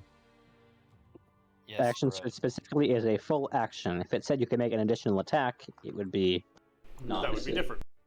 Now, And of course, I missed twice. of course, and if I'm not mistaken, her special Dragonborn thing is it can replace one of her weapon attacks with a breath, right? Yes. So Okay. you could theoretically action surge at high levels and breathe 4 times. Holy crap! That would be angry Dragonborn. Okay, I was just understanding. I wasn't making suggestions. I was trying to understand the mechanics of this character. Aaron, it is your turn. It looks like Jade almost knocked that tiger half dead in just one flurry of blows. If only I'd hit it 2 more times. If only. If wishes were fishes. Yeah. Aaron's going to attempt to summon Helios again and see if it actually takes fire damage. He'll summon it basically. So how far apart do you say these two are? They're quite a ways, like 30 feet. Okay. So it's gonna summon it far enough away that he doesn't hit this nice person with the fire radius as it summons in. So I need this to make me a dex save and succeed because that's what everyone does. Because that's what they all do. And they're cats, so high dex. So high dex means they fail. No, you get 10 fire damage as it comes in. And yes, I'm going to. That's my action to summon, bonus action command it, and it's going to go right after me. It's going to move alongside me, and I'm hoping this person would like to teleport away with me, because otherwise that'd be pretty awkward. They probably do. Because otherwise they're going to take damage, unless they succeed on the dex save. They have a ranged attack, so yes. So we're going to teleport 15 feet away, and this thing needs to make me a dexterity save or take fire damage. Well, we've already established that they're really good at dex save. Yeah, and I rolled minimal damage, so of course it's going to succeed, just to spite me. Yeah, There it is. That's my turn. Excellent. So it is Other Tiger's turn. And this one's going to charge Jade or Jeffrey, I guess. You know what? We're going to go after Jeffrey, because why not? We've done Jade. We've done Dunbar. Aaron has moved out of range. There's always Kuroki. I'm going to give us a D2. One would be Jeffrey. What? There's no D2 in the die roller? You can just type it. I know. So, Kuroki. See? Oh no. You try and be helpful. So you're being charged. I am. And Claw? 16? That hits. For 16. Wow. They do a lot of damage. And give me your strength save. When they roll a 5 and a 6. Strength save. I am amazing at these. Watch this. I mean, you've got the +3. Yeah, you're in the aura. Nice. So you are not knocked prone, fortunately for you. Let's just see what would have happened. Ah. That would have actually been a miss. Yay. Okay. That is its turn. It is time for the next one. The next one is going to go after Jeffrey, because Jeffrey is the only one that doesn't have a friend. Jeffrey, you can take a... What is it? It's Claw. Charge Claw. 16? Oh, they have advantage. They have advantage, don't they? Yeah, that'll hit. Yeah, I was crit fishing. Okay, so you take 11 divided by 2. And give me your strength save, which you have advantage on. That definitely makes it, so no bite. Excellent. It is now... a save or... I'm sorry, if it was a save, it would have been 3 points less. It still would have been fine. Both of them would have passed. That's fine. So it is now the Overseer's turn, and she's going to throw her spear at this tiger. Oh my. Is there any reason she would have advantage? Probably not. Not yet. 16 will hit for 5. Yay! And that is her turn. Croaky. Greg is not like the situation he's in at all. Are these tigers, these two, within like 15 or so feet of each other? Sure. Cool. Kuroki is going to cast invisibility on himself. Because that was range dependent. And then he's going to stroll over and give a little draconic roar on those two tigers. And I'm not scrolling again. Now, does that break invisibility? No, because I did not attack or cast a spell. Excellent. So you're basically going to spook them, and they now suffer from your friends having advantage, right? Yes, anyone that attacks them has advantage. Excellent. Okay. Anything else? Nope. It's actually worded as only your allies, so it's if they get attacked by their own allies that are not your allies, that still doesn't count for the advantage. That's interesting. I never actually saw that. So, like, if it's a 3-party fight. Yeah, or only my enemies allies. abound happens, like enemies abound or you attack anything within range, that technically wouldn't apply as well. Ah, Dunbar. You got a mean kitty in front of you that you have advantage against.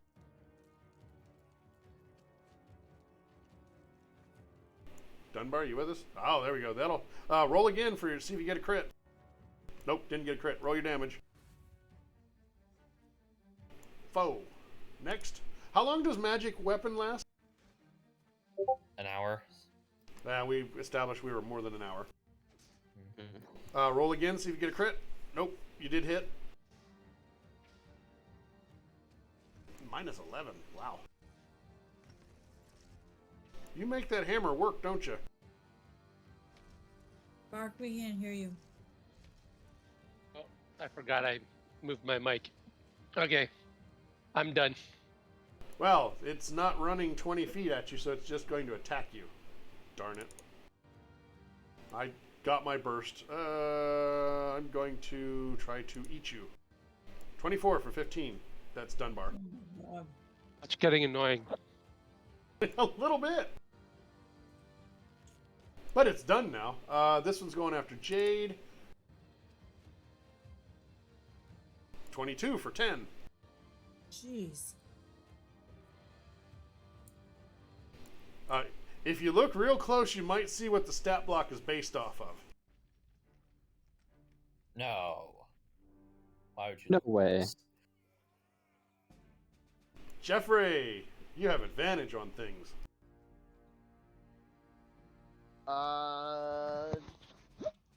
So we've got a few of them in range. It looks like probably I would be able to hit 3 of these if they're within 10 feet. Oh, the one south of you? Yeah, southeast, sure. Okay, so I'm gonna use Draconic Cry as a bonus action. Well, that was just done, just so you know. Yeah. Yeah. Oh, was it? Yeah, it's still in effect on the ones north of you. He'll just attack stuff then. He'll attack. First attack will go on. It will go on the one that hasn't been hit. Oh, okay. That will hit. And that will be with sneak, so 12 and 7. And then the second attack will go on the one that had disadvantage before. So this one will no longer have disadvantage, but the second one, the new one will. You're just doing that so I have to shuffle things around. Why do you hate me? No, neither of those hit. I don't like you. So 4? Yeah. So no, I'm in melee range, so range apply. Okay, so 6. 19 Okay. and 6. Or 19 on A, 6 on B. And there we go. And I didn't roll. I need to roll the attack on Dunbar again. Which one attacked Dunbar? Dunbar, you didn't take any damage because it had disadvantage. Yay! I forgot it had disadvantage, and I rolled the bite attack and hit him for 15.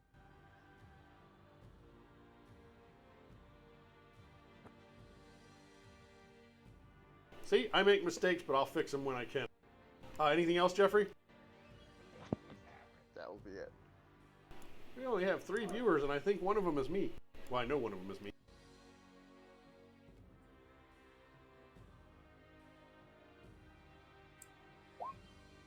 Dear God!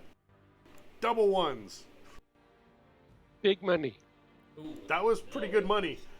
Which one were you attacking? The one that was hardly scratched, right? No? Oh. You killed it. nice. I turn and I hit this one with the next shot. Which one? The one south of you? Yes. Okay. No, you didn't.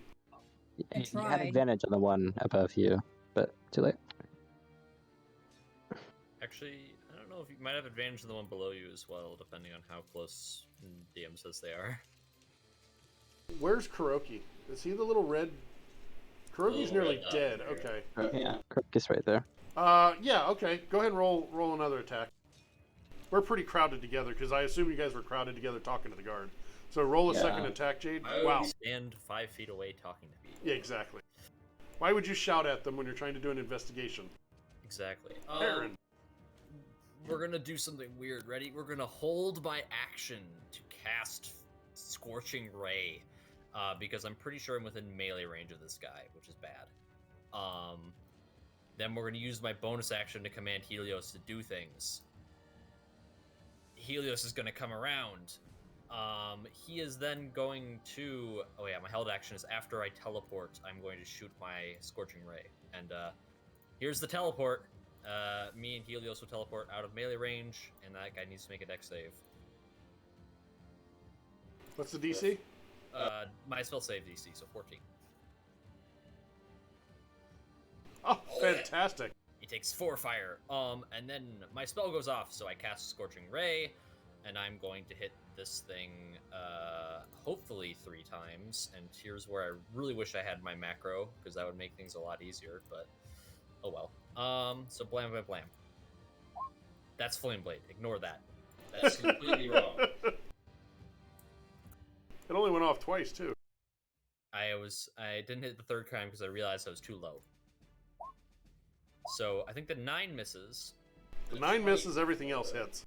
All right, and no damage changes because the 9 was the only one that would have been 1 more damage. So So 19 fire. 19. And that will be Aaron's sort of turn. And So how far away did you teleport? I can only teleport 15 feet away. Okay, so not far enough for it to charge. Yeah. And I can't move. I suppose Helios could move. In which case, guess he will. Back up there. But that will be my turn. And its turn. It's going to go between Jade or Helios. Helios is 1. Helios! No, not my teleporting dog! What is AC at 13? Goody. I think it might be 4. I have to remember. It's going to try and eat the dog, because cats and dogs, well, that didn't work. You lucky dog. Next. Scales. Oh, it doesn't scale at all. Its AC is a static 13 forever. That's interesting. This is the one that was attacking Jeffrey, right? Yeah. Jeffrey, it's going to attack you again. Alright, this one has advantage. Why does it have advantage? Because I went reckless. Why did you go reckless? You had advantage. Oh, okay, I didn't go reckless. I didn't think so. I had forgotten that. I didn't. I'm trying to kill you, but I'm trying to do it fairly. So that's me. My wife and I are talking about vehicles. I'm really I understand. trying to be here for y'all. Guard, she is going to go retrieve her spear.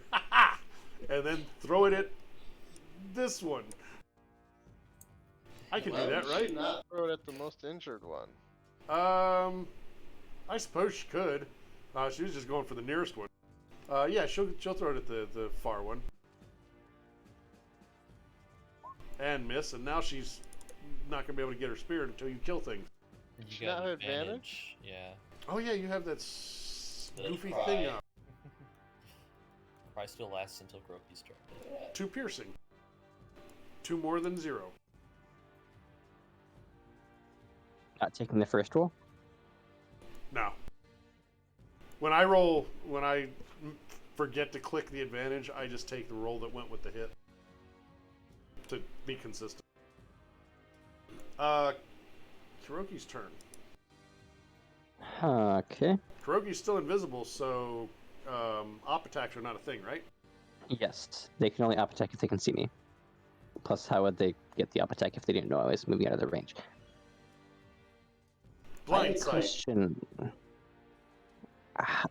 If I were to use Performance of Creation to create a hunting trap, would you allow me to create it in an activated or set state? What is the mechanic for setting them off? A creature that steps on the plate must succeed on a DC 13 Dex save. I'll paste the text. Yeah, that would be good. You can actually look it up. You have to use your action to set it, rules as written, but if I'm creating it, would you allow me to create it in a state that it is already set? I'm just trying to think of how abusable that is. I don't like the potential for abuse, so probably not. Okay. In that case... I just don't want it to become a thing that happens every combat. Oh, it's not, because I can only use Performance Creation once per thing unless I use a spell slot to do it again. And you're trying to use it because it would not be a direct attack. Yeah.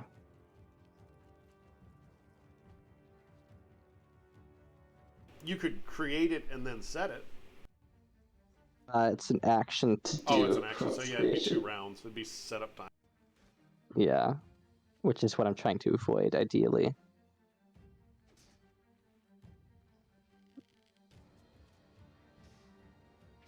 In that case, we'll give a bardic. Actually, no, we have another use of Draconic Cry. We'll do another Draconic Cry on. You said I could hit all 3 of these tigers? If you moved away a little bit, centered yourself, sure. If you're like behind Jeffrey, yeah. Yeah, we'll Draconic Cry on all 3 of them. Okay. Everyone gets advantage.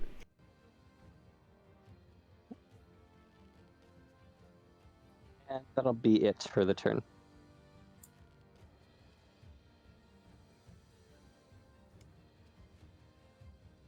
Did my kitty, this kitty here, hit somebody He attacked Jeffrey. and missed, right? Yes. Okay, good, because it had disadvantage and I forgot again. It is Dunbar's turn. That one, I think that one missed and attacked Jeffrey anyway, so it wouldn't have disadvantage. That's the one person you can attack without disadvantage. Oh, yeah, that's right. It's true. Tis true. And that ends on Jeffrey's turn, right? Yeah, at the end of Jeffrey's turn. Okay, so I've just taken it off. Dunbar, you there? We still I am can't hear here. you. Ah, now we can hear you. Okay, so I have advantage, is what you're saying? You do, on whichever target you choose. Especially if it's Jeffrey. No, the one I've been hammering. Hammer time, 7, okay. And I'm going to burn a spell slot and use my Divine Smite. It's almost dead. I'm trying to make sure it's dead. It's dead. Okay. Nice Divine Smite. Hit the other one. Oh, okay, I will. It are dead. That will not hit. Do you have any way to make it higher? Yes, you do, because advantage. That hit. That's a nice hit. Oh, That let's and burn that. another spell slot. Wait, you can do that twice in a round? Yeah, every I don't like paladins at all. it spends, but they're very limited spell slots. I know. But yes. Yeah. Oh God. Another good one. Not enough, sucker. Okay, I guess I'm done then. You've done enough damage. Well, that one doesn't get to do things.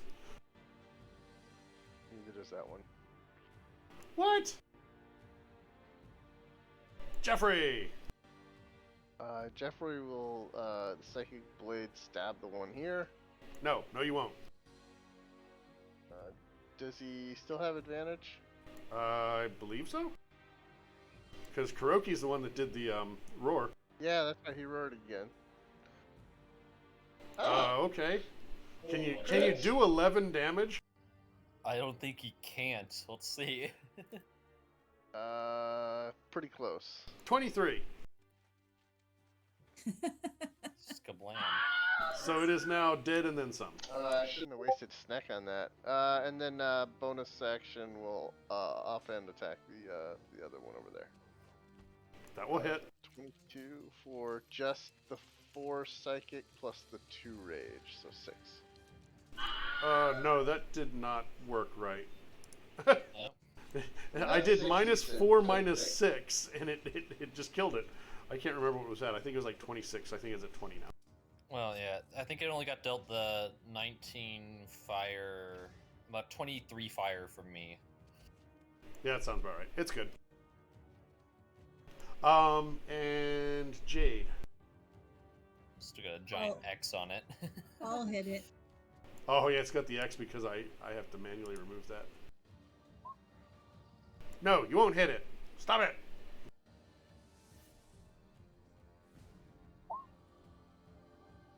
Stop it. Okay, I'll stop now. Stop it. I don't think it's worth trying to Scorching Ray again, so we're just gonna firebolt it. And then we'll actually deal 10 damage. Stop it!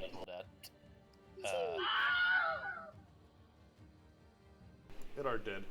Did it die for real this time? Yes. Okay. And blah blah blah. Everybody's done. It is you are out of initiative, and Aaron, you noticed that one of them came from a path in the woods, like a overgrown path that came out of that. Also, as these things died, they didn't leave corpses; they faded away into mist, into fog. Oh, I don't like that. Convenient. Yeah. Aaron will show the path and say, while we're on the way, I can do some little bit of healing. That sounds nice. As I cast a bullshit spell. Oh, as the combat ends, the fog goes away, and the overseer looks very confused as to what's going on and where everybody went, and why you guys are suddenly injured. Don't worry about it. So the first trigger will actually, you know what? I'll just do these triggers in the background Triggers? because while the spell is active, I can heal people 10 times for 2d6 hit points. Well, Oh, okay, yeah. over the course of a minute. So I'll just do that in the background, and your name will be the first, then how much hit points you're getting. So for those watching, Are you able to see the bars for each other, for each of your people? no. I know how much hit points I'm missing. I can see the aura, and I know Kuroki's in bad shape. Yeah, well, Kuroki's health bar doesn't seem to be consistently accurate. It still says 27 to 27. Not for me. Just for me. You might have to refresh roll 20. I will try that.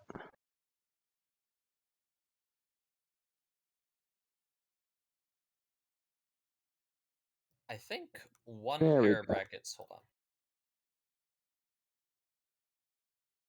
No, I need 2 pairs. Okay. Yeah, it's double That is brackets. correct. Feel free to describe things while I'm doing math. Well, you can also make a hotkey where you do targeted or a macro. I could, but you see, that's called being good at the game, which I'm not.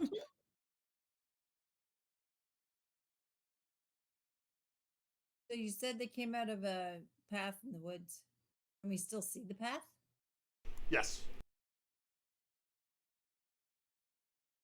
So that's probably where we should be going, right? I would think so. Dunbar and Jade, how much hit points do you need? You know what? We're 2.25 hours in. We can just marathon it, or we could take a 5-minute break. Let's take a break. All I right, think that'd be great. let's make it a 7-minute break because I've got that thing about even fives, which are not even. Good, then I can do math while we're I'll be doing back that. in 8 minutes. 7 minutes, or I kill your character I'm down permanently. 22. I'm So, down 22, which was your question. I'll be back in 7 minutes ish, Yeah, plus or minus 7. I have a lot of hit points to hand out. I just need to know, how many I need to heal you for. Yeah, I'm down 20. Yeah, Jeffrey's only down 5, and he really doesn't need any healing. Okay, so Jeffrey can be skipped. I'm going to heal myself 1. Kuroki gets a lot. Dunbar, you said you're down 20? Yep. Okay, so we'll do 3. And Jade, how many hit points are you missing? Down 22.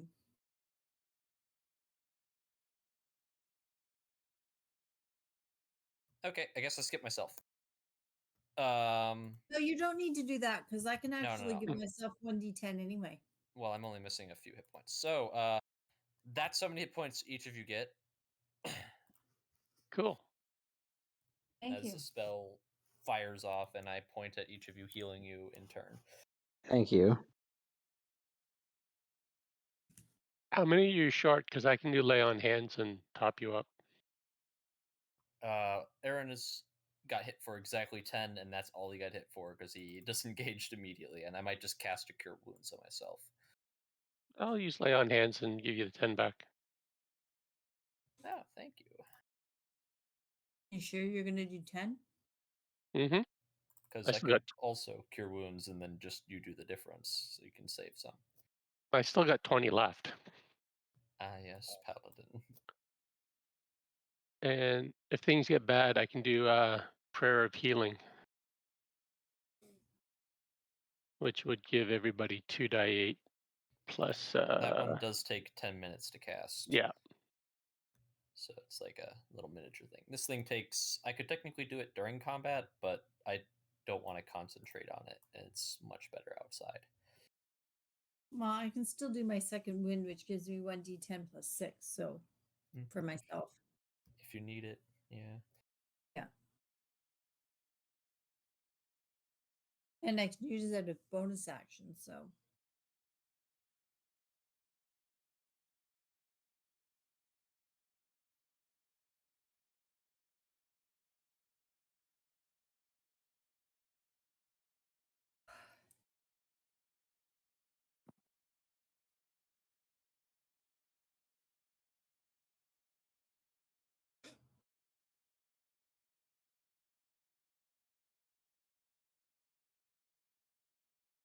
There has to be a way for me to figure out what the timestamp is on the stream right now.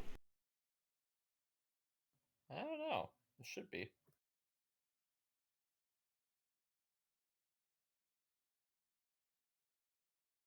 I could watch now. No, it's not. Oh, yeah, it is 2:15:48 now. No, it's not. Oh, yeah, it is.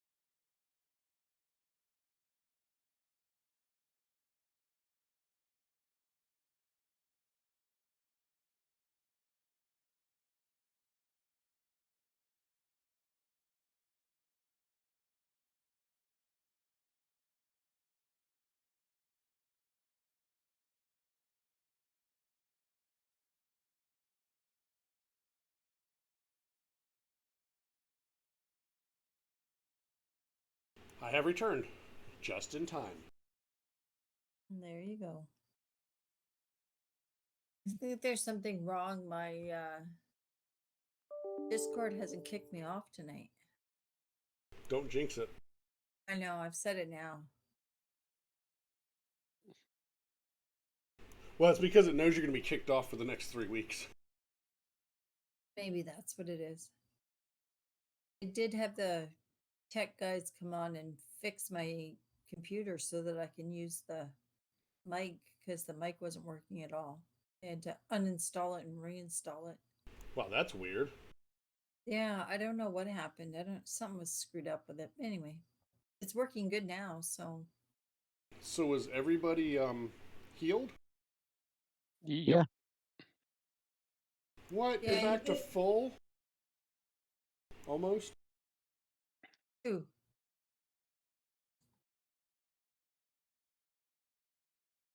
Okay, if everybody that's back, if you can just mention so in chat.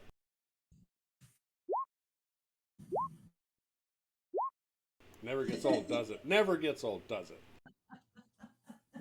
Clowns.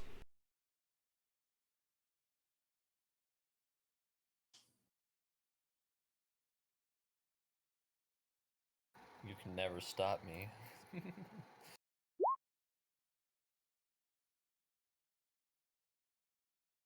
He was right. He was coming back in 8 minutes. Jeffrey. Hey, I can't help it. I'm a slow tinkler. You might want to talk to your doctor about that. It is definitely too much information. By the way, the drink that I was talking about at the beginning was Nitro Pepsi Vanilla Draft flavor. What? And it doesn't suck. It's some gimmicky Pepsi product. You know how Coke and Pepsi are coming out with all these limited edition flavors? Well, this one is, it's like a cream soda Pepsi. It's like Pepsi with vanilla to it, but it's carbonated with nitrogen instead of carbon dioxide. If I understood what I read on the can properly. Like, I only drink water. Well, then stick to that. It's much healthier. Water flavor or filtered through coffee grounds. Those are the two things I drink. Well, that's just bean squeezins. I thought you were going to say that you drink water flavored water. Dehydrated water. I love it. Just add water. There you go. Dehydrated mineral water, i.e. a salt shaker. Who are we missing? We have everybody. I think we're all here. Let's go. Okay, so you traipse off into the overgrown path that leads into the forest near the construction site. Is the person who was throwing spears coming with us? Nope, she's just confused as to what just happened, but she's getting her people back to work. Okay. You travel down the worn, muddy stone path about 400 feet into the forest, and it ends at a rocky pedestal bearing a slab of marble covered in moss with a simple stone lantern on top. A faint blue flame glows within the lantern.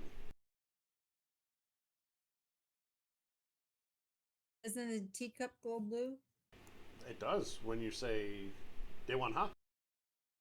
So say that. I put the amulet in the teacup.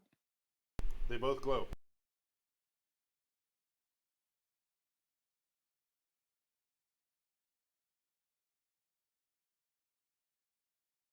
Is there anything written on the lantern?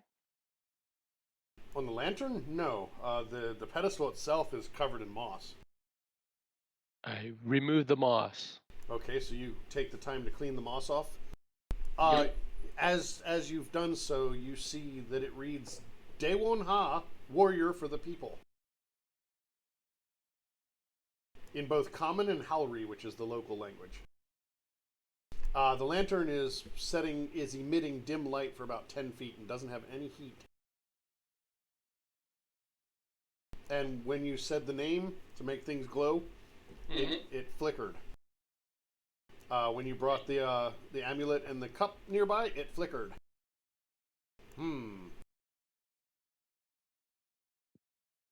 We put the cup and the amulet on the pedestal thing, and I asked Dewon Ha to appear. Nothing happens.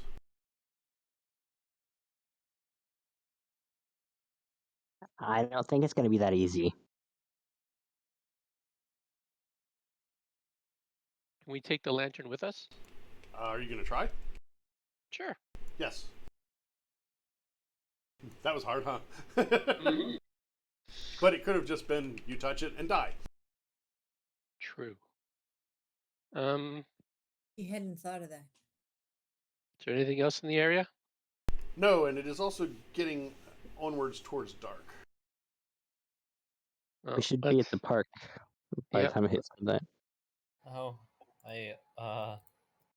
as it gets darker, he will do his thing he always does and produce flame in one hand so he can actually see things because he doesn't have dark vision. I'll stick by him. Or stick by the lantern. True. Are we heading back to the park then? Yep. Oh my god! I knew that 100-foot radius. Where the hell is he? The 100-foot radius aura just caught me by surprise. Did you put 100 feet on there instead? Yeah, so it would show up on the last map, and I'm moving you guys to the next map, and You still can't see it. suddenly. I think it's not Yeah, able you to be have seen by everyone. Well, you how do I fix that? That's a setting on the thing, right? Yeah. Oh yeah, the little dots, the ellipse, the sideways ellipse. Yeah. C. I just put C, right? I think that worked. Yeah, and see everyone, and then do save changes, and it should work. Okay, and I guess I'll save it to the character too. Or we could just do this every time. You can do whatever you want. Just know that if you're doing it every time, that's you doing it every time. Are you trying to say that would be self-inflicted? Yes. Okay, so what was your plan now? You're headed to the park? Yep. Oh, you guys are all tiny.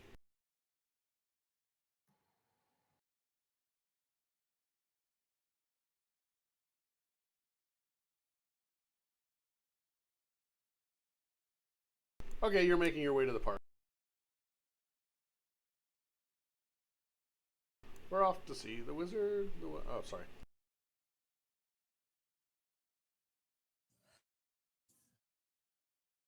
And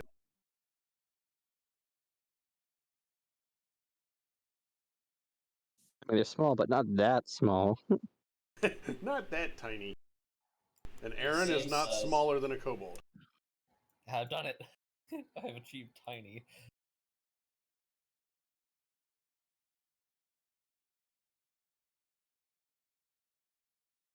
All right, so you arrive at the park and wait until around midnight. Yep.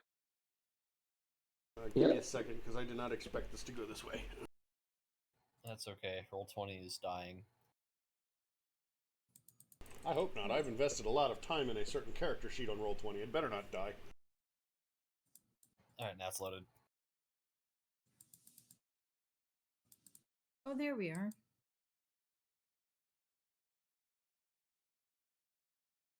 Just want to make sure I do this properly. Okay, so as you arrive, or as you are there around midnight, this person appears.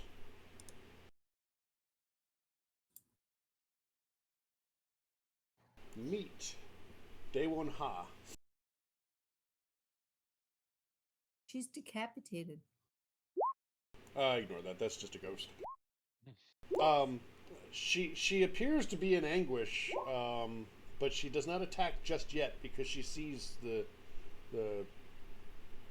things you have. I have a flame in the palm of my hand that's, of course, burning more of the cuffs of my sleeves.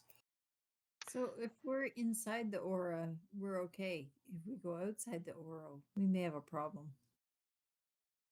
Jeffrey's gonna walk up to her, waving and pointing at his name badge.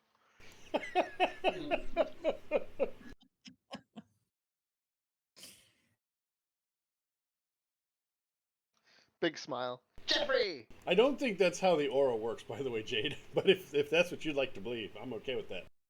Hey.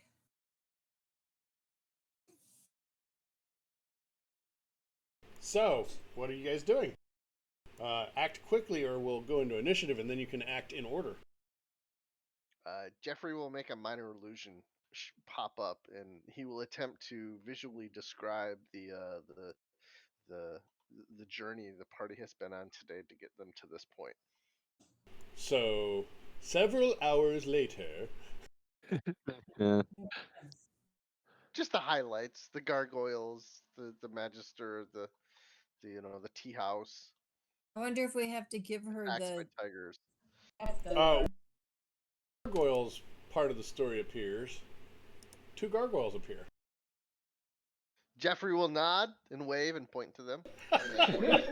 The image. Second word. Oh my god. Big smile, big smile. Please don't show her the wolves, the saber-tooth tigers, please. He shows her the tigers. Is anybody else talking, or is this all Jeffrey? I will narrate. Okay. Have you seen Aaron? His dumb stat is charisma for a reason. He is socially awkward beyond belief. And I'll explain how young Guy is very sorry for what he did. And Are you presenting the tokens of her past to her? I would Yep. think that'd be a good idea. reminder of the great hero of the people that she used to be. So she is able to communicate. So the discussion starts out with a lot of they've all forgotten me. I was nothing. I am nothing. Soon they'll all be nothing. And as you explain things, especially when you mention that young Guy admitted to his misdeeds, and you show the tokens. When you show the tokens, the gargoyles go away. And we tell her about all the stuff that we learned about her, Yeah, and Jeffrey proving that she's not forgotten. will paint a visual imagery of her accomplishments. I have a question of Jeffrey. Obviously, your vocalization is not particularly astute. Are your answer is Jeffrey. Are your images like very clear and concise? It's just your verbalization that suffers. Yeah, the verbalization is what suffers. It's the images are actually, he's painting a story. Okay. Um, I just didn't know if they were like simplistic crayon drawings or if you were like photorealistic type stuff. You just have problems talking. in between, like Art Deco. Okay, Art Deco. Jeffrey the Art Deco illusionist. Like Monty Python cartoons. Okay, yeah, I see that. Now all I see is monks jumping off a high dive. and like gears and men with big faces and their Yes. jaws go up and down. That could be traumatic to some viewers, just so you know. And now for something completely different. And now for something back on task. I think we would be better off with stick people. Go ahead. I need. Are you intending? What is your intent with this information? What do you intend to do with it? That's what she needs. Jeffrey just wants to show her that that he's learned, and this is his way of showing her that he's learned about her history from the town. And as a group, what is your intent beyond this? To help her move on. Yes. Right, but how? Because so you remember what Guishin, what creates them, right? Yeah, they have unfinished stuff. They've been wronged or shamed or something. Yeah. And what do you think has caused this person to be wrong? Well, the Her queen accomplishments getting been stolen credit from her. for all her accomplishments. So how are you going to write that? We're in the. Are we near the plaque? Of the statue? Yeah, it's there. Okay, I smash it to pieces with my hammer. Okay. I'm not sure I that you don't know if that's going to do anything because it's metal. I don't think you're going to be able to destroy it. Can I at least tear it down? She motions you to stop. Okay, I stop. I don't think she wants the old queen disfavored. She just wants credit due. Or credit where credit's due. All right, so Jeffrey's going to change his narrative to the group going back to the town and getting them to agree to come out and place a second memorial to this lady here.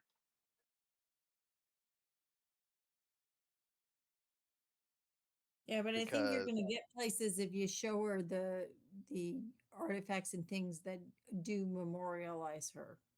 So you've shown her that, and you've made that promise. That seems to be enough, but you have the feeling that if you don't do as you've promised, it's not going to end the curse. And how And big she was the fades away. pillar? How big was the pillar thing that the lantern was on? It was a shrine, basically. It was a small private shrine, which if you talk to the right people, you would learn that it's not normal to have a shrine to somebody that's unimportant. So apparently, at some point in time, people acknowledged her importance and her value, and that just was forgotten due to the efforts of young Yi. Before she left, she does give you a charm, Ooh. which is a supernatural gift, and I'll detail that in the treasure. So she has faded away. Hopefully, you do what you're supposed to do. So, what are you going to do next? We get her shrine moved into the garden here. How are you Into going the to? park. The other shrine. How are you going to do that? Well, we'll talk to the Magister and Yonggi to see if they'll arrange for it to move it. If not, we'll go out and get a cart or whatever and move it ourselves. Okay, so you're going to go back to. Jeffrey will, in the backdrop, Jeffrey will be using minor illusion to show them all the bad things that we, as a party, have done to people, and kind of growl at them menacingly. You're threatening them. Our greatest hits reel. No, not a threat, not a threat. Just a reminder. So Anjun is thankful that you've found out the problem, and it is part of her job to take care of Guishin that cannot be handled by their families. She did not have a family, so yeah. And she promises that she will let the queen know and do what needs to be done. She will also ask you to wait while she goes and speaks to somebody. Are you willing to wait? Sure. Um, Jeffrey's just displaying our CV in case they need our services for something else. oh, yeah, okay. And she comes back and asks you if you will accompany her into the palace. Of course. Yeah. And you are introduced to the queen. Well, we bow or curtsy or whatever appropriately. So Jeffrey! the queen hails you as heroes and rewards you instead of 250 gold each with 500 gold each. Whoa. Wow. I don't know what to do with money. Did you say roast beef money? No, I said I don't know what to do with money. Oh. Yeah, Jeffrey's like, ooh, shiny, and then just kind of puts it on a pile on like a table off to the side and wanders off. If it's already yours, you're not interested. It's only when it's someone else's that you want to pick it up and take it. He just wants to look at it. He wants to touch it and then put it down. So yes, you are. I do not have a handout for this one. I don't think. Nope, because I didn't make one because I'm a terrible DM. So yes, 500 gold. Actually, I didn't have one previously either. 500 gold, and let me see here. Oh, I have a thing for the queen. Make it 1,000 electrum. No, you can make it 1,000 electrum. That is the queen. She looks dangerous. She's a queen.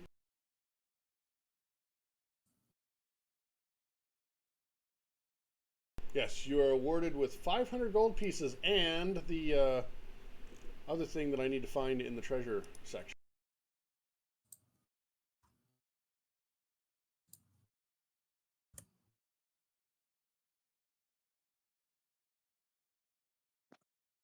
Of course, it's not in the treasure section. Just why would it be?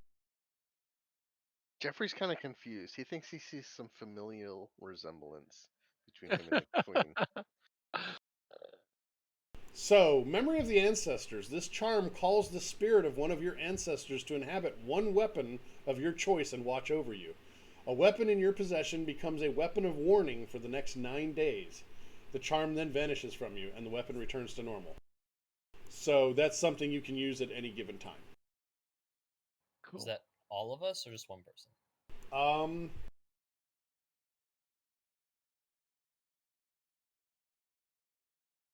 I broke him. I don't need it. It says she provides the characters with the following charms. So I think that's everybody. Yeah, it says characters. Yes. It doesn't say party, it says characters. So I read that as each of you get it. All right, I gotta figure out where the hell to put this. All right. I would do it as an item, maybe. Yeah, there should be. I think this lobby has compendiums. There should be. When you search for Memory of the Ancestors, nothing shows up. I still don't know how you actually like add things though. Like You search for them, just and then you just drag them in. The sheet. how do you search for it? You go into the compendium, the I. circle with the eye on it, and then you Oh, type in what okay. you want to search for. Yeah, the only ancestors that comes up is Vengeful Ancestors from other options and features. I don't know what that's from. 14th level, your ancestral spirits. Oh, that's a Jeffrey thing. Jeffrey. Does that mean like you can't be surprised or whatever? No, it's something else. Ancestral Guardian Barbarians are pretty cool. They are.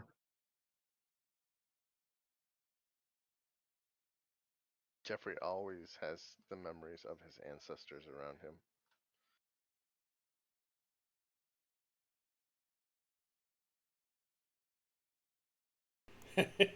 So that is the end of our session, and you have also gained a level.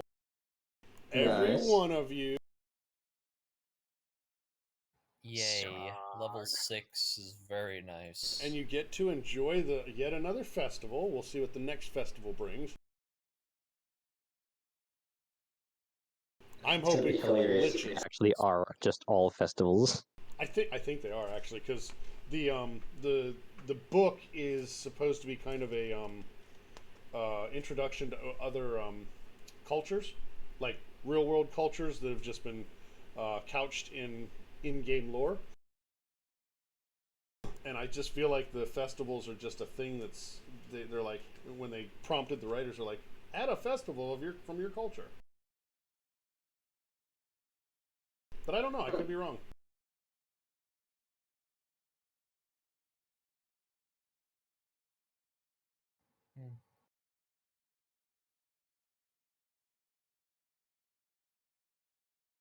I'm looking at the next one to see if there's a festival mentioned. Flaming Sphere and Scorching Ray. Those are the two I get, right? Flaming Sphere and Scorching Ray, plant growth and revivify. Okay. Someone needs to get Chaos Orb, because that's a potentially awesome spell. I want it, but I don't think I can get it. I was so tempted to take it on my my last sorcerer, but they were Divine Soul, and I was actually playing the role of the healer in the party, so I felt like that was a bad idea.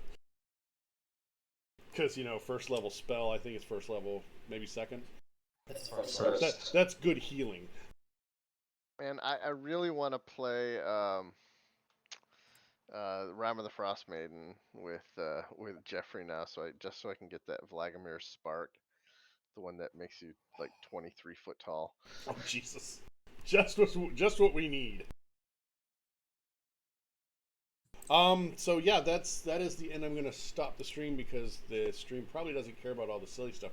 Thank you very much for watching, everybody that watched, and I've been told that I should do a stream over screen, so we're gonna try that for a change. It says stream ended. Thanks for watching. Unfortunately, we did not get any new followers, so no goodies for the D&D or the Shadowrun people yet. Hey, Kojibat was in there though. Yeah, Kojibot was there. And we will see everybody next week. We may be short a few people. We'll see what happens.